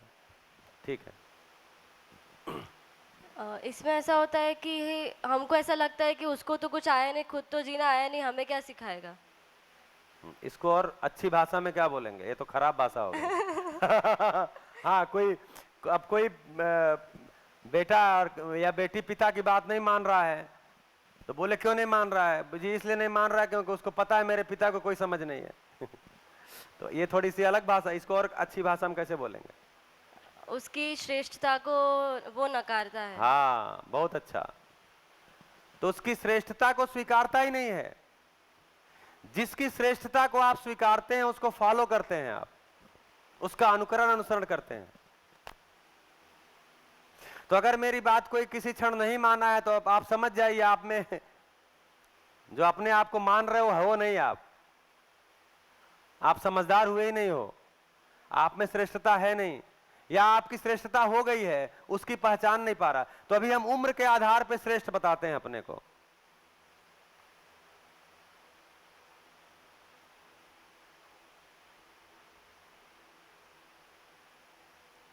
तो श्रेष्ठ होना और श्रेष्ठता को पहचानना, ये दोनों दो घटनाएं हैं। मैं श्रेष्ठ हूं, क्या मैं पहचानता हूं? अगर मैं श्रेष्ठता को पहचान पाता हूं तो अपनी भी श्रेष्ठता को पहचानता हूं, दूसरे की भी श्रेष्ठता को पहचानता हूं। और बिना श्रेष्ठता को पहचाने कोई किसी की बात मानने वाला नहीं है। तो एक्चुअली हम जितना अपने को मान बैठे हैं उतने श्रेष्ठ हैं नहीं। हमारे आचरण में वो श्रेष्ठता है नहीं, मेरे पास केवल भाषा है, हमारे पास शासन है केवल। हम शासन के बल पे, तो हम पिता के रूप में इसलिए बात को मनवाना चाहते हैं क्योंकि पिता के रूप में हम एक अपने को अथॉरिटी प्रूव करना चाहते हैं। मैं अथॉरिटी हूं, मैं पिता हूं, मैंने जन्म दिया है, मैंने तुमको सुविधाएं दी हैं। अब कभी कभी बच्चे ऐसे बिगड़े होते हैं, पलट के बोल देते हैं, तो कौन सा बड़ा काम किया है? आपकी जिम्मेदारी थी। तो क्या हुआ कि हम अगर किसी अथॉरिटी से बोलेंगे, पिता हूं, दादा हूं, बाबा हूं, बड़ा भाई हूं, मैं पति हूं, मैं पति हूं, और पति तो परमेश्वर है, इसकी बात को मानो। तो जब भी मैं किसी अथॉरिटी से बोलता हूं तो अगले को आपकी अथॉरिटी स्वीकार नहीं होती है। हर मानव को दूसरे मानव का आचरण ही स्वीकार होता है, श्रेष्ठता ही स्वीकार होती है।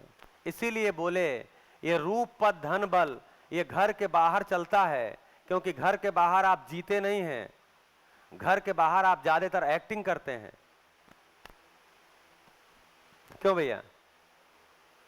घर के बाहर ज्यादातर आप एक्टिंग करते हैं, आप अच्छे हैं नहीं, अच्छा होना है ये दिखाते हैं, लेकिन जैसे ही घर के चौखट के अंदर आते हैं आपकी एक्टिंग वहां चल नहीं पाती, क्योंकि घर के बाहर कोई शिविर चले, हाँ जी, घर के बाहर कोई भी शिविर चले, घर के अंदर केवल और केवल एक ही शिविर चलेगा, उसका नाम है आचरण शिविर। घर के अंदर केवल आचरण ही स्वीकार होता है। तो कल जो यहां चर्चा हुई थी अच्छा होना और अच्छा लगना, तो आप अच्छा लगने की कोशिश बाहर कर सकते हो, अंदर आप अगर अच्छे हैं नहीं तो चौखट के अंदर आपका अच्छा लगना काम नहीं आएगा।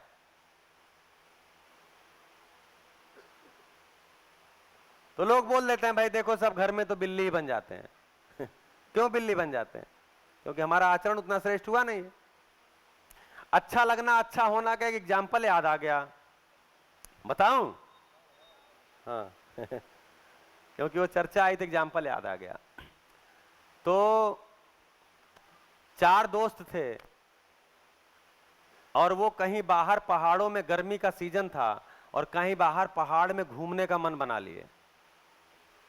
भाई दिल्ली में गर्मी में बहुत उमस होती है, यहाँ भी होती होगी, तो बहुत ज्यादा उमस हो रही थी, तो उन लोगों ने पहाड़ में कहीं घूमने का कार्यक्रम बना लिया कि हम चारों चल के बाहर से घूम के आते हैं।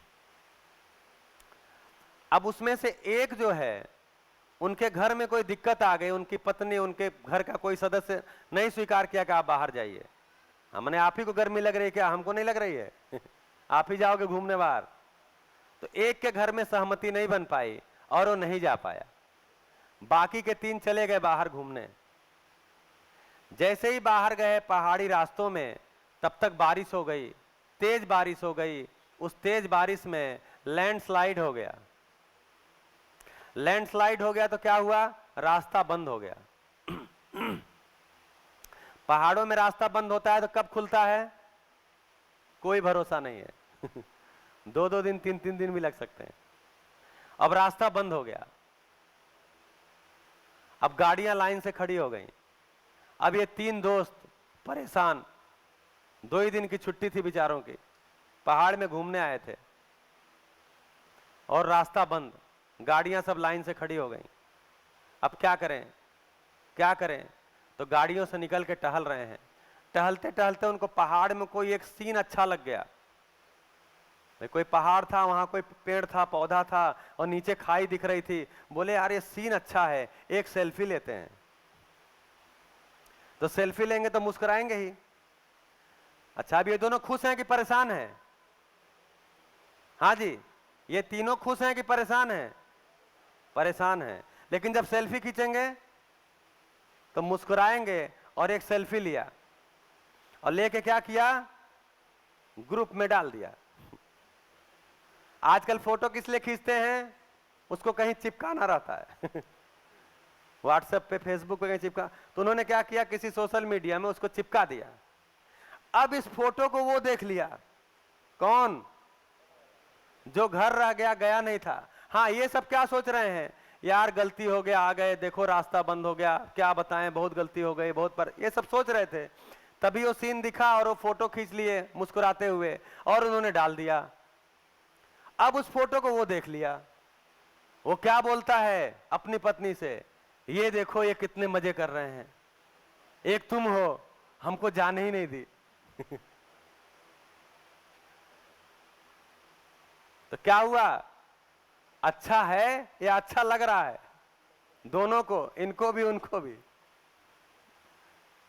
तो अच्छा केवल लग रहा है, अच्छा है नहीं। तो ये उदाहरण इसलिए रखे क्योंकि हम ज्यादातर जिंदगी में ऐसे ही एक्टिंग करते हैं, मुस्कुराने की, सेल्फी डालने की। देखो हम कितने खुश हैं आप देखो हम कितने खुश हैं, आप भी जलो कि हम खुश हैं। हाँ, और अगला भी बेहोशी में है, उसको लग ही जाता हाँ ये बहुत खुश हैं, देखो ना फोटो में कितने खुश हैं। तो कुल मिलाकर के एक्टिंग बाहर चलती है, घर में नहीं चलती। घर में केवल आचरण चलता है। तो आपके आचरण की श्रेष्ठता को कोई भी स्वीकारता है। तो हम अगर आचरण में श्रेष्ठ नहीं हैं और हम किसी अथॉरिटी के नाते बात मनवाने की तो मैं सीधा बोलता हूं कि आप बात क्यों मनवाना चाहते हो? हम तो प्रस्ताव पहले ही दिन हम रख दिए, मत मानिए लेकिन फिर भी आप मेरी सब बात मान ही रहे हो क्यों? मान रहे नहीं मान रहे? जबकि हम पहले ही दिन कह दिया आप मत मानिए तो बात जिंदगी से जुड़े, काम लायक हो, कोई व्यक्ति श्रेष्ठ व्यक्ति पहचान में आए, स्वीकार हो, उसकी बात को सुनता ही है। मानव समझना ही चाहता है, मानव जीना ही चाहता है। इसीलिए वो संबंध, और ये संबंध में ही होता है। समझना जीना दोनों संबंध में होता है। समझने जीने का कार्यक्रम साथ साथ है, समझने जीने का कार्यक्रम साथ साथ है, यात्रा साथ साथ है। तो तो ये सारे के सारे संबंध समझने और जीने के अर्थ में है। समझना जीना, समझना जीना, तो जीवन क्रिया में क्या है? ये समझने का रास्ता है, इसको प्रत्यावर्तन बोलते हैं। और ऐसा समझ जाते हैं तो जीते हैं, इसको परावर्तन बोलते हैं। तो समझते हैं, जीते हैं, कहीं कुछ कमी रह जाती है तो उसको और देखते हैं एक बार, फिर जीते हैं। ऐसा करते करते एक समय ऐसा आता है कि समझना बीना जीना एकदम कनेक्ट हो जाता है और मेरी जिंदगी में एक फ्री व्हील चल जाती है। उस स्थिति को बोलते हैं शांति और सुख।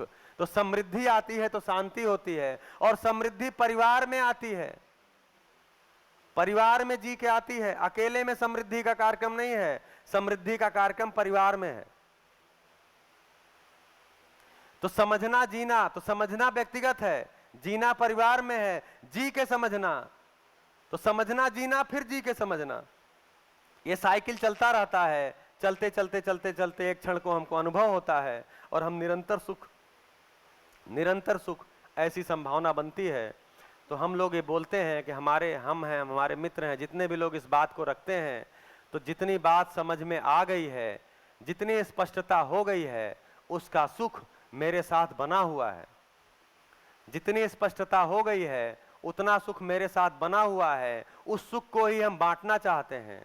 जितनी स्पष्टता बाकी है, तो जैसे आप कहीं जा रहे हैं, तो कहीं जा रहे होते हैं तो कुछ दूरी तक जाते हैं, उसके आगे का आप अनुमान कर लेते हैं कि आगे भी ऐसा ही होगा। तो जितनी स्पष्टता, कल कुछ मित्र पूछ रहे थे क्या आपको अनुभव हुआ है, तो जितनी स्पष्टता हुई है उतनी स्पष्टता के साथ जीता हूं, आगे का अनुमान बन गया है। तो आप एक रास्ते पे जाते हैं तो अनुमान उदय होता है, रास्ता ही गलत है तो क्या अनुमान उदय होगा? तो एक रास्ते पर हैं, सही रास्ते पे हैं, तो जितनी स्पष्टता हुई है, जितनी होती जा रही है, आपके साथ बात करते हुए भी हो रही है, जितनी स्पष्टता होती जा रही है उतने से आगे का और अनुमान उदय होता जा रहा है। आप भी जब अध्ययन के रास्ते पे आएंगे तो आपका भी स्पष्टता होगा और उससे आगे का अनुमान उदय होगा। जितना जितना अनुमान उदय होगा उतना उतना आप आगे बढ़ते चले जाएंगे। तो बोलते हैं परिचय शिविर के बाद अध्ययन शिविर, अध्ययन शिविर, अध्ययन शिविर, अध्ययन शिविर के बाद अभ्यास शिविर में जीने का अभ्यास। तो अध्ययन, पहले तो सूचना को पचाया जाए। अभी हम क्या कर रहे हैं? ये सारी सूचनाएं हैं जिसको आपके बीच रख रहे हैं, आप उसको पचाने की कोशिश कर रहे हैं। जिसको पचेगा ठीक है, जिसको नहीं पचेगा तो भी ठीक है, क्योंकि हम तो बोल ही दिए हैं कि हम कोई मनवाने नहीं आए हैं कि नहीं जी एक मध्यस्थ दर्शन है, एक बाबा नागराज जी ने लिखा है और आप मानो, मान के जियो, और बाबा जी का फोटो ले जाओ, घर में लगाओ, अगरबत्ती दिखाओ और आपको ज्ञान हो जाएगा। ऐसा नहीं कर रहे हैं। क्या कर रहे हैं? ये प्रस्ताव है, मेरे सामने आया, मैं इसको समझने में लगा, मैं एक समय बिताया। तो मैं अगर प्रचलित शिक्षा में 18 साल बिताया और मुझे उपलब्धि केवल डिग्री की हुई कागज की, देखिए सारी पढ़ाई में कागज ही खर्च हुआ। क्या खर्च हुआ? कागज खर्च हुआ। कौन सा कागज? धन्यवाद, आपका ध्यान है।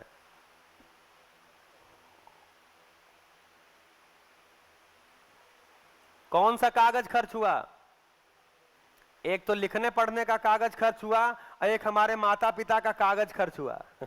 ये भी कागज ही है, प्रतीक मुद्रा, और क्या है? तो सारी शिक्षा यात्रा में कागज ही खर्च हुआ। इसलिए निकलते समय कॉलेज वालों ने भी एक कागज ही पकड़ा दिया, ले जाओ। तो कागज बहुत इकट्ठा किया मैंने, मतलब मैंने व्यक्तिगत रूप से। हाँ, मेरा मन था मैथ्स पढ़ूंगा, क्योंकि बचपन से बताया जाता था मैथ बहुत कठिन है। हमको लगता था कठिन काम ही करना, आसान तो सब कर रहे हैं। तो मैथ्स में पीजी कर लिया। उसके बाद टीचर हो गए। अच्छा, फिर बोले कि नहीं, हमारा टीचर बनने का मन कर दिया, क्योंकि पिताजी पुलिस में थे और हमको पुलिस का काम अच्छा नहीं लगता था। अच्छा, पुलिस का काम नहीं अच्छा लगता था तो कोई भी प्रशासनिक काम अच्छा नहीं लगता था। ये सारा प्रशासनिक काम तनाव देता है। डीएम भी तनाव, पिताजी बताते थे हमसे ज्यादा तनाव में एसएसपी रहता है, डीएसपी रहता है, उससे ज्यादा तनाव में डीएम रहता है। वो बताते थे तो हम सोचते थे क्यों तनाव में आना। तो हमने चर्चा करके देखा, मेरे गांव में 6-7 शिक्षक थे, मेरे गांव में 6-7 टीचर थे। अब उसमें से 2-3 हैं, बाकी निधन हो गया, अभी रिटायर हो गए, 1-2 नए बच्चे भी टीचर हो गए। तो 6-7 शिक्षक थे। मैं देखता था खूब मस्ती में 5 घंटा नौकरी करते थे, उसके बाद आके खेती करते थे और दरवाजे पे कुर्सी पे बैठ करके देश दुनिया की बातें करते थे और अपने को बहुत बड़ा मानते थे, विद्वान भी मानते थे। कल बोले नहीं, शिक्षक और वकील ये दोनों भ्रमवश अपने को विद्वान मानते हैं तो मुझे लगता था ये मजे की नौकरी है, शिक्षक ही बनना चाहिए। तो मैं शिक्षक बाई चॉइस बनाऊं, मतलब ऐसा नहीं कुछ नहीं मिला तो टीचर बन गए। और आज मैं जब इस कंटेंट के साथ 11 साल बिताया हूं तो मैं गर्व से कहता हूं कि मैं शिक्षक हूं। तो युवा पीढ़ी को बोल रहे हैं, शिक्षक होना गर्व की बात है। शिक्षक ही ऐसा काम है जो मानव के साथ उसकी समझ के लिए इंटरेक्शन करता है। फैक्ट्री में आप करते हैं तो समझ के लिए इंटरेक्शन नहीं करते, उत्पादन के लिए करते हैं। कंपनी में काम करते हैं तो उत्पादन के लिए, कहीं भी। लेकिन शिक्षण ही ऐसा काम है जिसमें मानव के समझ के लिए इंटरेक्शन होता है। और जब जब समझ नहीं होती तो मेरे जैसा संवेदनशील शिक्षक पीड़ा में आता है, बच्चा समझा क्यों नहीं, समझा क्यों नहीं। मैं तो जोर लगा रहा था समझने का, मेरी योग्यता में ही कोई कमी है। इसलिए यहाँ रोज नया इन्वेंशन करने का, रोज। अब जीवन क्रिया में जो 10 साल मैं 4 साल पहले रखता था, आज मैं उसको अलग ढंग से रखता हूं और मुझे लगता है ये ज्यादा अच्छे से पहुंच रही है। ऐसे करते करते सभाओं में आते आते मैं हर सभा में थोड़ा और करेक्शन कर लेता हूं, इसको और कैसे रखा जाए कि सब तक पहुंच जाए। ये शिक्षक है जो बच्चे तक समझ पहुंच जाए, बच्चा मतलब जो समझने के लिए आया है उस तक समझ पहुंच जाए, उसके लिए रोज नया इन्वेंशन करता हो, रोज नया तरीका, पेडागॉजी, इन्वेंशन मतलब पेडागॉजी, रोज शिक्षण विधि में अपने बदलाव करता हो। यह अवसर शिक्षक के पास है। समझ का काम करता है, मानव को जिंदगी देने का काम शिक्षक करता है, बाकी सारी जगहों पे सुविधा देने का काम है। तो मैं शिक्षक बना, उसमें बीएड कर लिया। बीएड करके दिल्ली जब टीचर हो गए, टीचर होके दिल्ली आए तो दिल्ली में एससीईआरटी में हमारी पोस्टिंग हुई। एससीईआरटी होती है, जैसे देश में एनसीईआरटी है वैसे हर स्टेट में एससीईआरटी होती है। यहाँ की भी एससीईआरटी कहीं होगी, अहमदाबाद होगी या कहीं होगी। तो एससीईआरटी में आए तो एससीईआरटी के लोगों ने कहा कि देखो जी, एससीईआरटी की न्यूनतम योग्यता एमएड है और आप एससीईआरटी वालों की जब ट्रेनिंग लोगे, शिविर लोगे, तो कोई पूछ लिया कि आप एमएड हो तो क्या होगा। दिल्ली में टीचर जो है ना वो डिग्री से ही सुनते हैं। जैसे अगर प्रिंसिपल का शिविर अगर कोई टीचर लेगा, यानी प्रिंसिपल के ट्रेनिंग अगर कोई टीचर लेगा तो प्रिंसिपल सुनेगा ही नहीं। मैं मुझसे छोटा पदधारी हमको कैसे ट्रेनिंग देगा समझ कितना हो मतलब नहीं है। तो मैंने क्या किया, मैं एमएड भी कर लिया 2016 में इग्नू से। तो लोग बोले इग्नू से एमएड कठिन होता है, हमने कहा हम तो कठिन काम ही करते हैं। हमने कर लिया और उस दिन बताए भी थे कि पढ़ाई भी ज्यादा नहीं किया, फिर भी 76% नंबर आ गया। अब देखिए, एक कागज और मेरे पास आ गया। जैसे ही वो कागज आया वैसे ही दूसरे मित्र बोले देखो जी, इस एससीईआरटी में नेट भी कंपलसरी होती है हाँ नेट, क्योंकि यूजीसी से अप्रूव है, नेट भी होना चाहिए। तो क्या करें, बोले भैया आप नेट भी कर लो। हमने कहा नेट तो कठिन होता है। बोले आप तो कठिन काम करते हो, कर लो तो मैं नेट भी दे दिया और 2018 में नेट भी निकल गया। तो क्या किए, मैं नहीं बता रहा हूं कि मैं बहुत बड़ा मतलब डिग्री निकालने वाला एक मशीन हूं। मैं बता रहा हूं कि मैं शिक्षा में इतने सालों में कागज की डिग्रियां जुटाता रहा, लेकिन वो आज मेरे जिंदगी में कोई काम नहीं आ रही है। उससे इतना ही हुआ, एक सरकार में नौकरी मिली है और उसको मैं कर रहा हूं। लेकिन कितना करता हूं, जितना सरकार की अपेक्षा है उससे कई गुना ज्यादा करता हूं।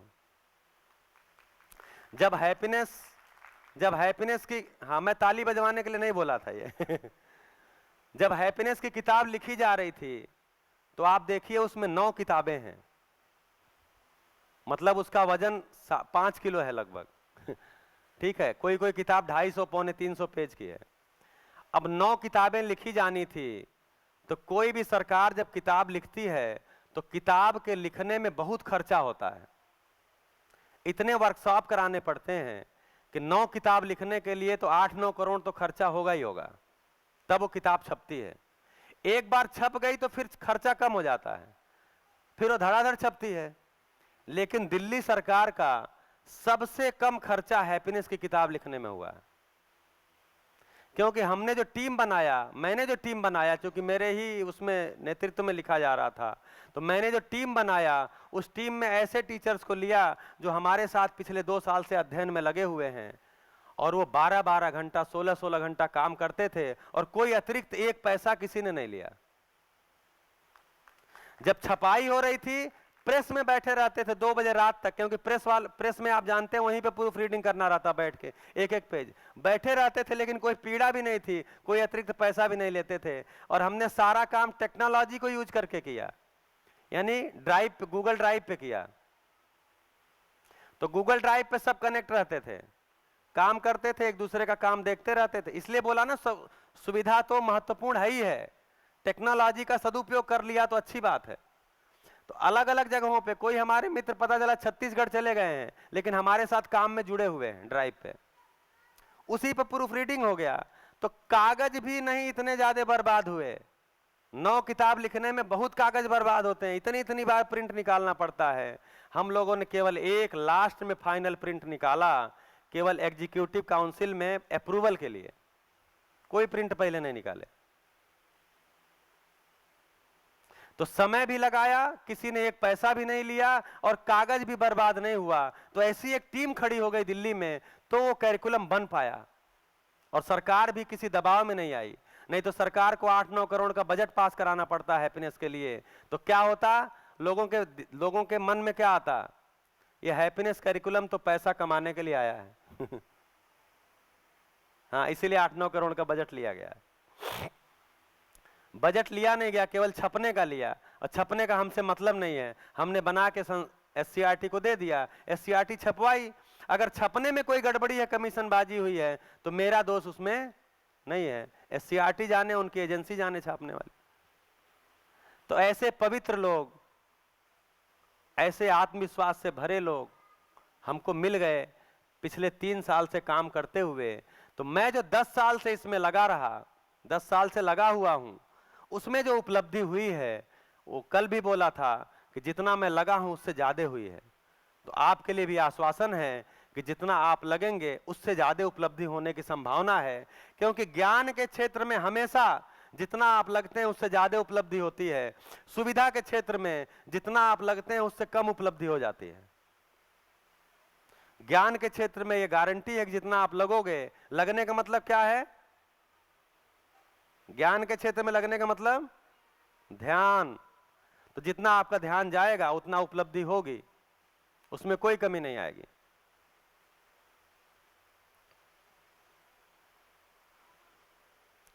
तो अभी हमने केवल 2 बात की है 4.5 दिन में मैं जीवन हूं, शरीर को चलाता हूं, शरीर मेरा साधन है। हाँ जी नियति, क्या बात हुई है, मैं जीवन हूं, शरीर को चलाता हूं, शरीर मेरा साधन है। भ्रमवश मैंने स्वयं को शरीर मान लिया है, इसीलिए आहार निद्रा भय प्रजनन को अपना विषय मान लिया है। और हमें लगता है कि शरीर चूंकि भौतिक रासायनिक इकाई है, इसलिए मैंने खुद को भ्रमवश शरीर मान लिया है। तो मुझे लगता है मेरी सारी आवश्यकता केवल भौतिक और रासायनिक है, इसीलिए मैंने सुविधा बराबर सुख मान लिया है, सामान बराबर सम्मान मान लिया है। अब तक मैं इस गलती में, इस भ्रम में गलतियां करता आया और मुझे सूचना मिला कि गलती से सीखते हैं, गलती से हमने कुछ सीखा नहीं, गलती से केवल इतना सीखा कि अभी ये वाली गलती नहीं करनी है, उसके आगे हमने उससे बड़ी गलती कर दी। फिर उस गलती से यही सीखा ये वाली गलती नहीं करनी है, उसके बाद और बड़ी गलती कर दी। सही पकड़ में नहीं आया, सही समझ में नहीं आया कि मैं एक जीवन हूं, मैं जीवन हूं, मैं शरीर नहीं हूं। शरीर केवल एक साधन है, यात्रा शरीर की नहीं है, यात्रा जीवन की है। शरीर की भी यात्रा है लेकिन वो सीमित है। जीवन एक यात्रा पे चल रहा है, किसकी यात्रा पे? समझ की यात्रा पे अनुभव संपन्न होना चाहता है। उसके लिए बोध एक अनिवार्यता है, उसके लिए साक्षात्कार है, उसके लिए निरंतर चीजों पे ध्यान रहना पड़ता है, निरंतर चीजों को पहचानना पड़ता है, उसके लिए अपना तन मन धन लगाना पड़ता है। ऐसा लगाते हैं तो एक उपलब्धि होती है, उस उपलब्धि को बोलते हैं समाधान, उस उपलब्धि को बोलते हैं समझ। ऐसा करते हुए मुझे मानव लक्ष्य पकड़ में आता है कि मानव लक्ष्य तो समाधान है, स्वयं के स्तर पे समाधान, परिवार के स्तर पे समृद्धि, समाज के स्तर पे अभय और अस्तित्व के स्तर पे सह अस्तित्व।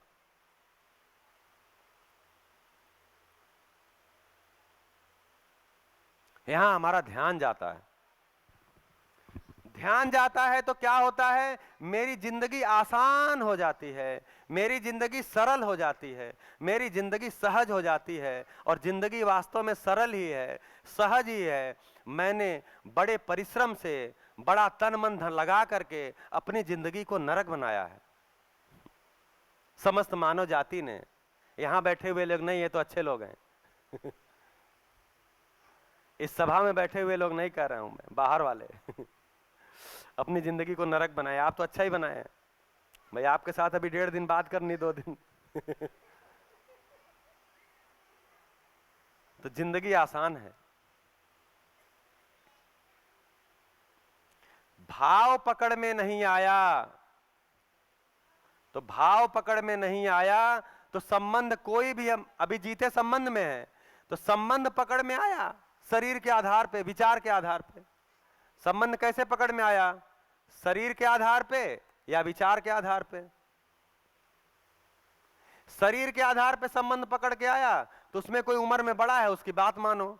विचार के आधार पे संबंध पकड़ में आया तो मेरा विचार अच्छा है, आपका विचार खराब है, या दोनों का विचार एक ही है, चलो साथ साथ गाना गाते हैं एक विचार वाला, लेकिन दोनों का विचार व्यवस्था के अर्थ में नहीं है, प्रिय हित लाभ के ही अर्थ में, न्याय धर्म सत्य है ही नहीं है। तो जब तक न्याय धर्म सत्य के अर्थ में विचार नहीं होगा, तब तक विचार एक नहीं होगा, तब तक वैचारिक संबंध भी कलह वाला ही, कलेश वाला ही होता है। तो न तो मुझे वैचारिक संबंध में तृप्ति मिल पाती है, न ही पारिवारिक संबंध में तृप्ति मिल पाती है, क्योंकि संबंध समझ में आया ही नहीं है। क्योंकि संबंध जब भी समझ में आएगा तो उसमें मूल्य ही समझ में आएगा।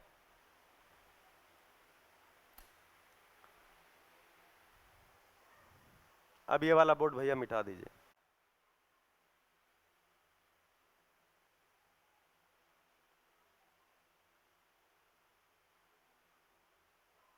अपेक्षाएं ही पकड़ में आएंगी, लेकिन केवल मूल्य समझ में आ जाने से भी कुछ नहीं होगा। उसका निर्वाह हो रहा है कि नहीं हो रहा है, इस पे मेरा ध्यान बना रहेगा। निर्वाह हो गया, ये मैं जान भी पाऊंगा, मूल्यांकन भी कर पाऊंगा। उस घटना को बोलते हैं तृप्ति, तब मेरे में तृप्ति होगी। तो जो बोले थे इच्छा मुक्ति और इच्छा पूर्ति, और यहां का बोलते हैं इच्छा तृप्ति। हाँ जी, मेरा ध्यान इस बोर्ड पे है। तो एक दिन परसों चर्चा किया था या कल ही किया था, याद नहीं है। इच्छा मुक्ति और इच्छा पूर्ति, ये दो परंपरा आई। आदर्शवाद ने इच्छा मुक्ति की बात किया, भौतिकवाद ने इच्छा पूर्ति की बात किया। उस समय मैंने कहा था ये मध्यस्थ दर्शन सह अस्तित्ववाद क्या बोलता है? इच्छा तृप्ति। इच्छा तृप्ति का मतलब क्या हुआ? इच्छा क्या चीज है? चित्रण ही है। इच्छा तृप्ति का मतलब क्या हुआ? चित्रण की तृप्ति। चित्रण की तृप्ति का मतलब क्या हुआ? साक्षात्कार पूर्वक ही होता है, प्रिय हित लाभ के अर्थ में होता नहीं है। क्या हुआ भैया? सूखा था? हाँ, सूखे से मिटता नहीं है। तो उस समय बोला था इच्छा तृप्ति।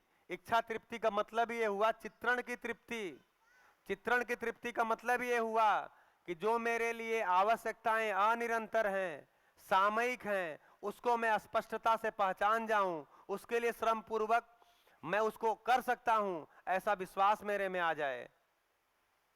चित्रण में क्या चीजें होती हैं? दो चीजें। एक सामयिक चीजें जिनकी सामयिक जरूरत है, जब जरूरत हो तब चाहिए।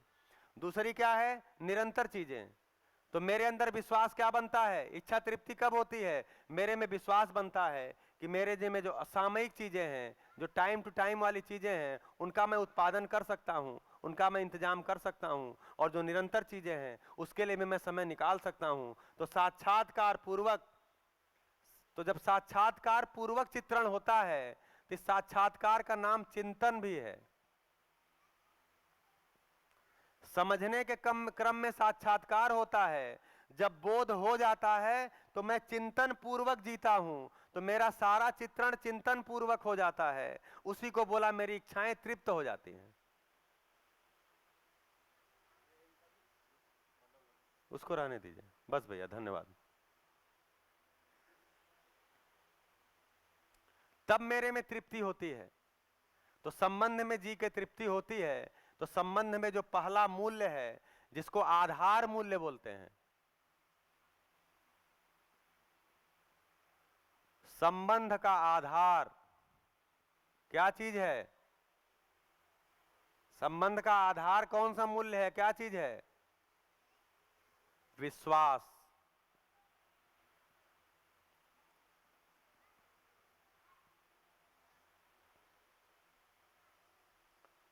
तो जो संपर्क और संबंध की कल हम लोगों ने बात किया था, तो उसमें अब और आसानी से उसको समझ सकते हैं। विश्वास जहां होता है वहां से संबंध शुरू होता है। विश्वास नहीं है तो संपर्क की सीमा में ही है, तो हम बोलते हैं भाई छोड़ो, इन पे विश्वास मत करो, मतलब संपर्की है ये, माने परिभाषित नहीं है। संपर्क का मतलब परिभाषित नहीं है। अभी हम अपने परिवार में अपने को सुरक्षित क्यों ज्यादा मानते हैं? हर मानव अपने को सबसे ज्यादा सुरक्षित कहां मानता है? अपने परिवार में। क्यों? क्यों?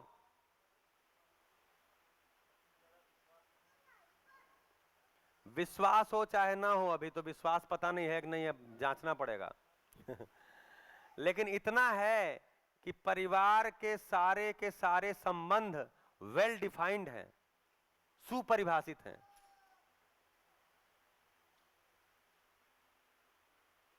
वेल डिफाइंड है, सुपरिभाषित। तो जहां संबंध सुपरिभाषित होता है वहां हम अपने को सुरक्षा में पाते हैं। तब आगे वाली बात होगी जो पोषक भाई बोले थे।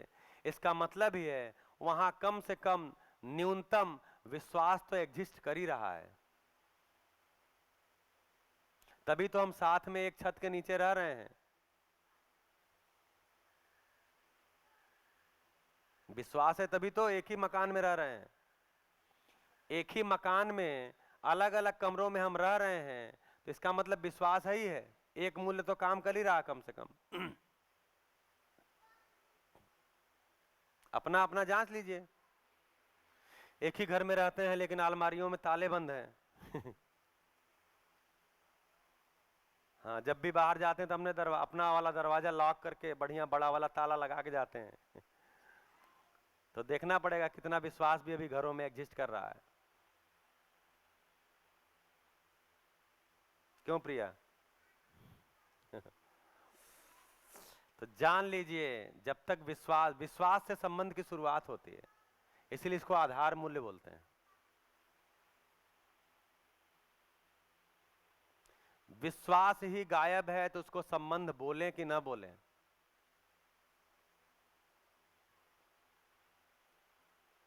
आधार ही गायब है, बेसलेस। तो बोलते हैं ये रिलेशन बेसलेस है।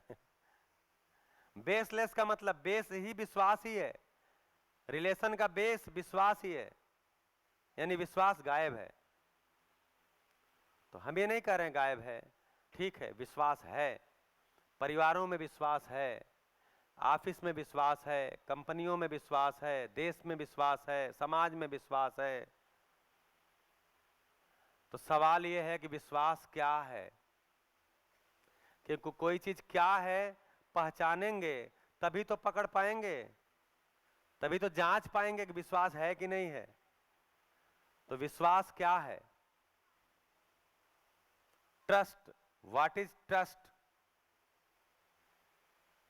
विश्वास की अंग्रेजी ट्रस्ट ही होती है ना। What is trust?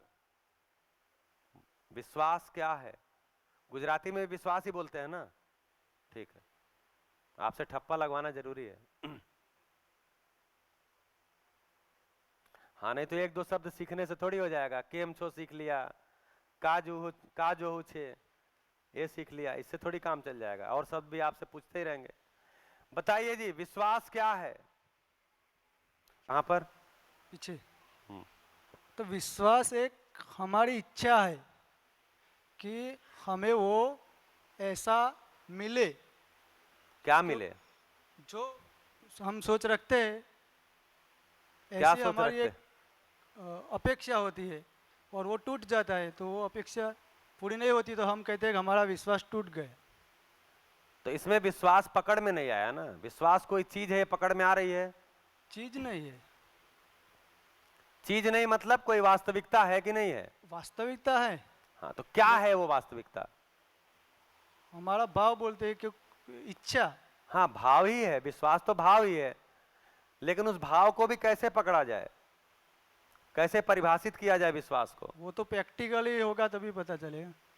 प्रैक्टिकली विश्वास होता है या नहीं होता है?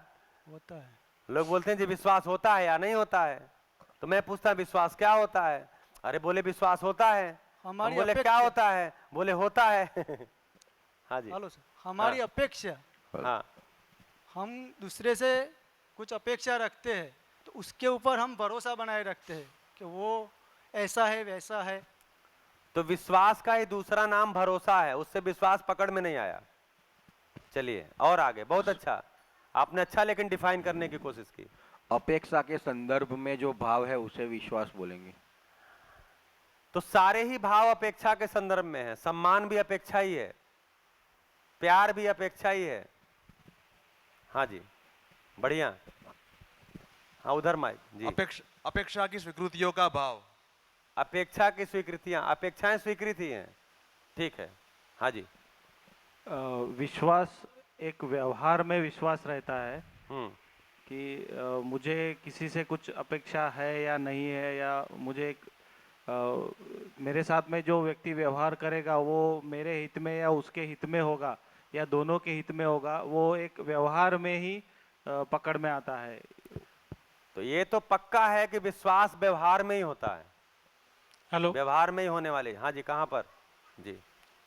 जिसके प्रति स्वीकृति है उसके प्रति विश्वास है, नहीं है उसके प्रति अविश्वास है। बढ़िया। अभी स्वीकृति को पकड़ना होगा। कौन सी सभा बहुत बढ़िया से बढ़ रही है। हाँ जी। विश्वास क्या है? आप कभी सपने में सोचे होंगे कि कोई सभा लगेगी, उसमें पूछा जाएगा विश्वास क्या है?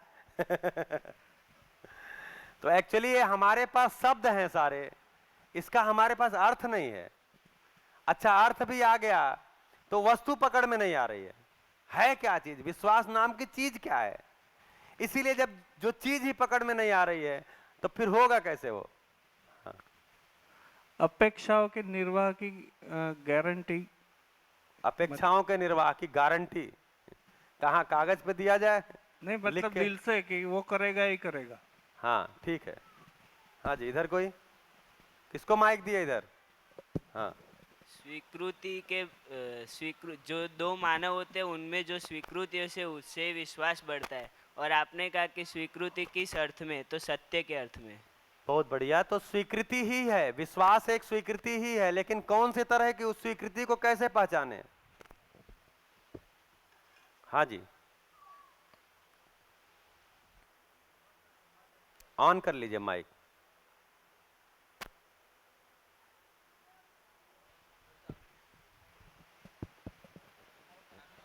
समझ और समाधान की अभिव्यक्ति ही विश्वास है। हाँ। चलिए, मतलब एकदम बिल्कुल हम पिन पॉइंट चाहते हैं, विश्वास पे ही जाके गिरना। जी। संबंधों में समझ से निश्चिंत होना। संबंध में निश्चितता। हाँ, समझ से ही होगा, बिना समझ के निश्चितता होगी नहीं। हाँ, निश्चिंतता। हाँ, समझ, संबंध में निश्चितता, निश्चिंतता। निश्चिंतता। हाँ, निश्चिंतता। हाँ ठीक है। और संबंध में पारदर्शिता ही कहाँ पर? विश्वास है भैया, अरे इधर मैं नहीं देख पा रहा हूँ। हाँ संबंध में पारदर्शिता ही विश्वास है, हाँ ठीक वो है। लॉक वाला। हाँ ठीक है। पारदर्शिता तो सारे ही को बोलते हैं, सम्मान भी पारदर्शिता ही है। हेलो बढ़िया। हेलो। हाँ जी। हेलो। जिस आप व्यवहार में कहाँ पर? यहाँ पर हाँ जिस व्यवहार में हमको शंका नहीं है उसको विश्वास बोलते हैं। हाँ थोड़ा सा पहुँच हेलो। रहे हैं। हाँ जी।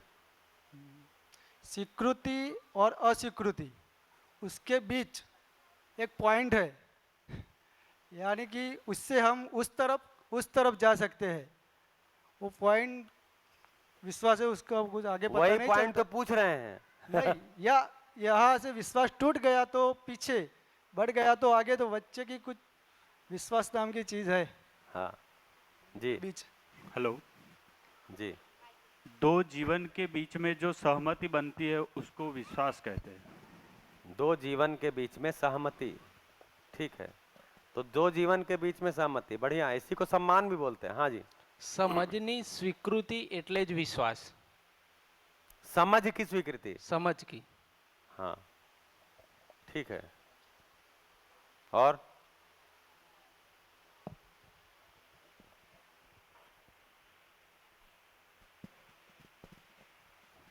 व्यवहार में अपनापन।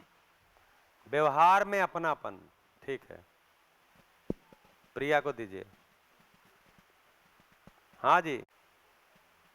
विश्वास में हमको कुछ भी संबंध में पहले से पता रहता है कि उसका आचरण क्या होगा, तो हम निश्चिंत रहते हैं। तो वो जो है कि हमको पहले से पता है कि वो क्या करेगा, तो हमको वो कुछ सोचना नहीं पड़ता, तो एक वो विश्वास का भाव आता है। बढ़िया। तो चाय पीते हुए भी आप विश्वास के बारे में सोचते रहिएगा। चाय पी के आएंगे तो इस पे चर्चा शुरू करेंगे, क्योंकि सारा मामला विश्वास का ही है और विश्वास को आज हम सेटल करके ही निकलेंगे। चलिए, बहुत बहुत धन्यवाद।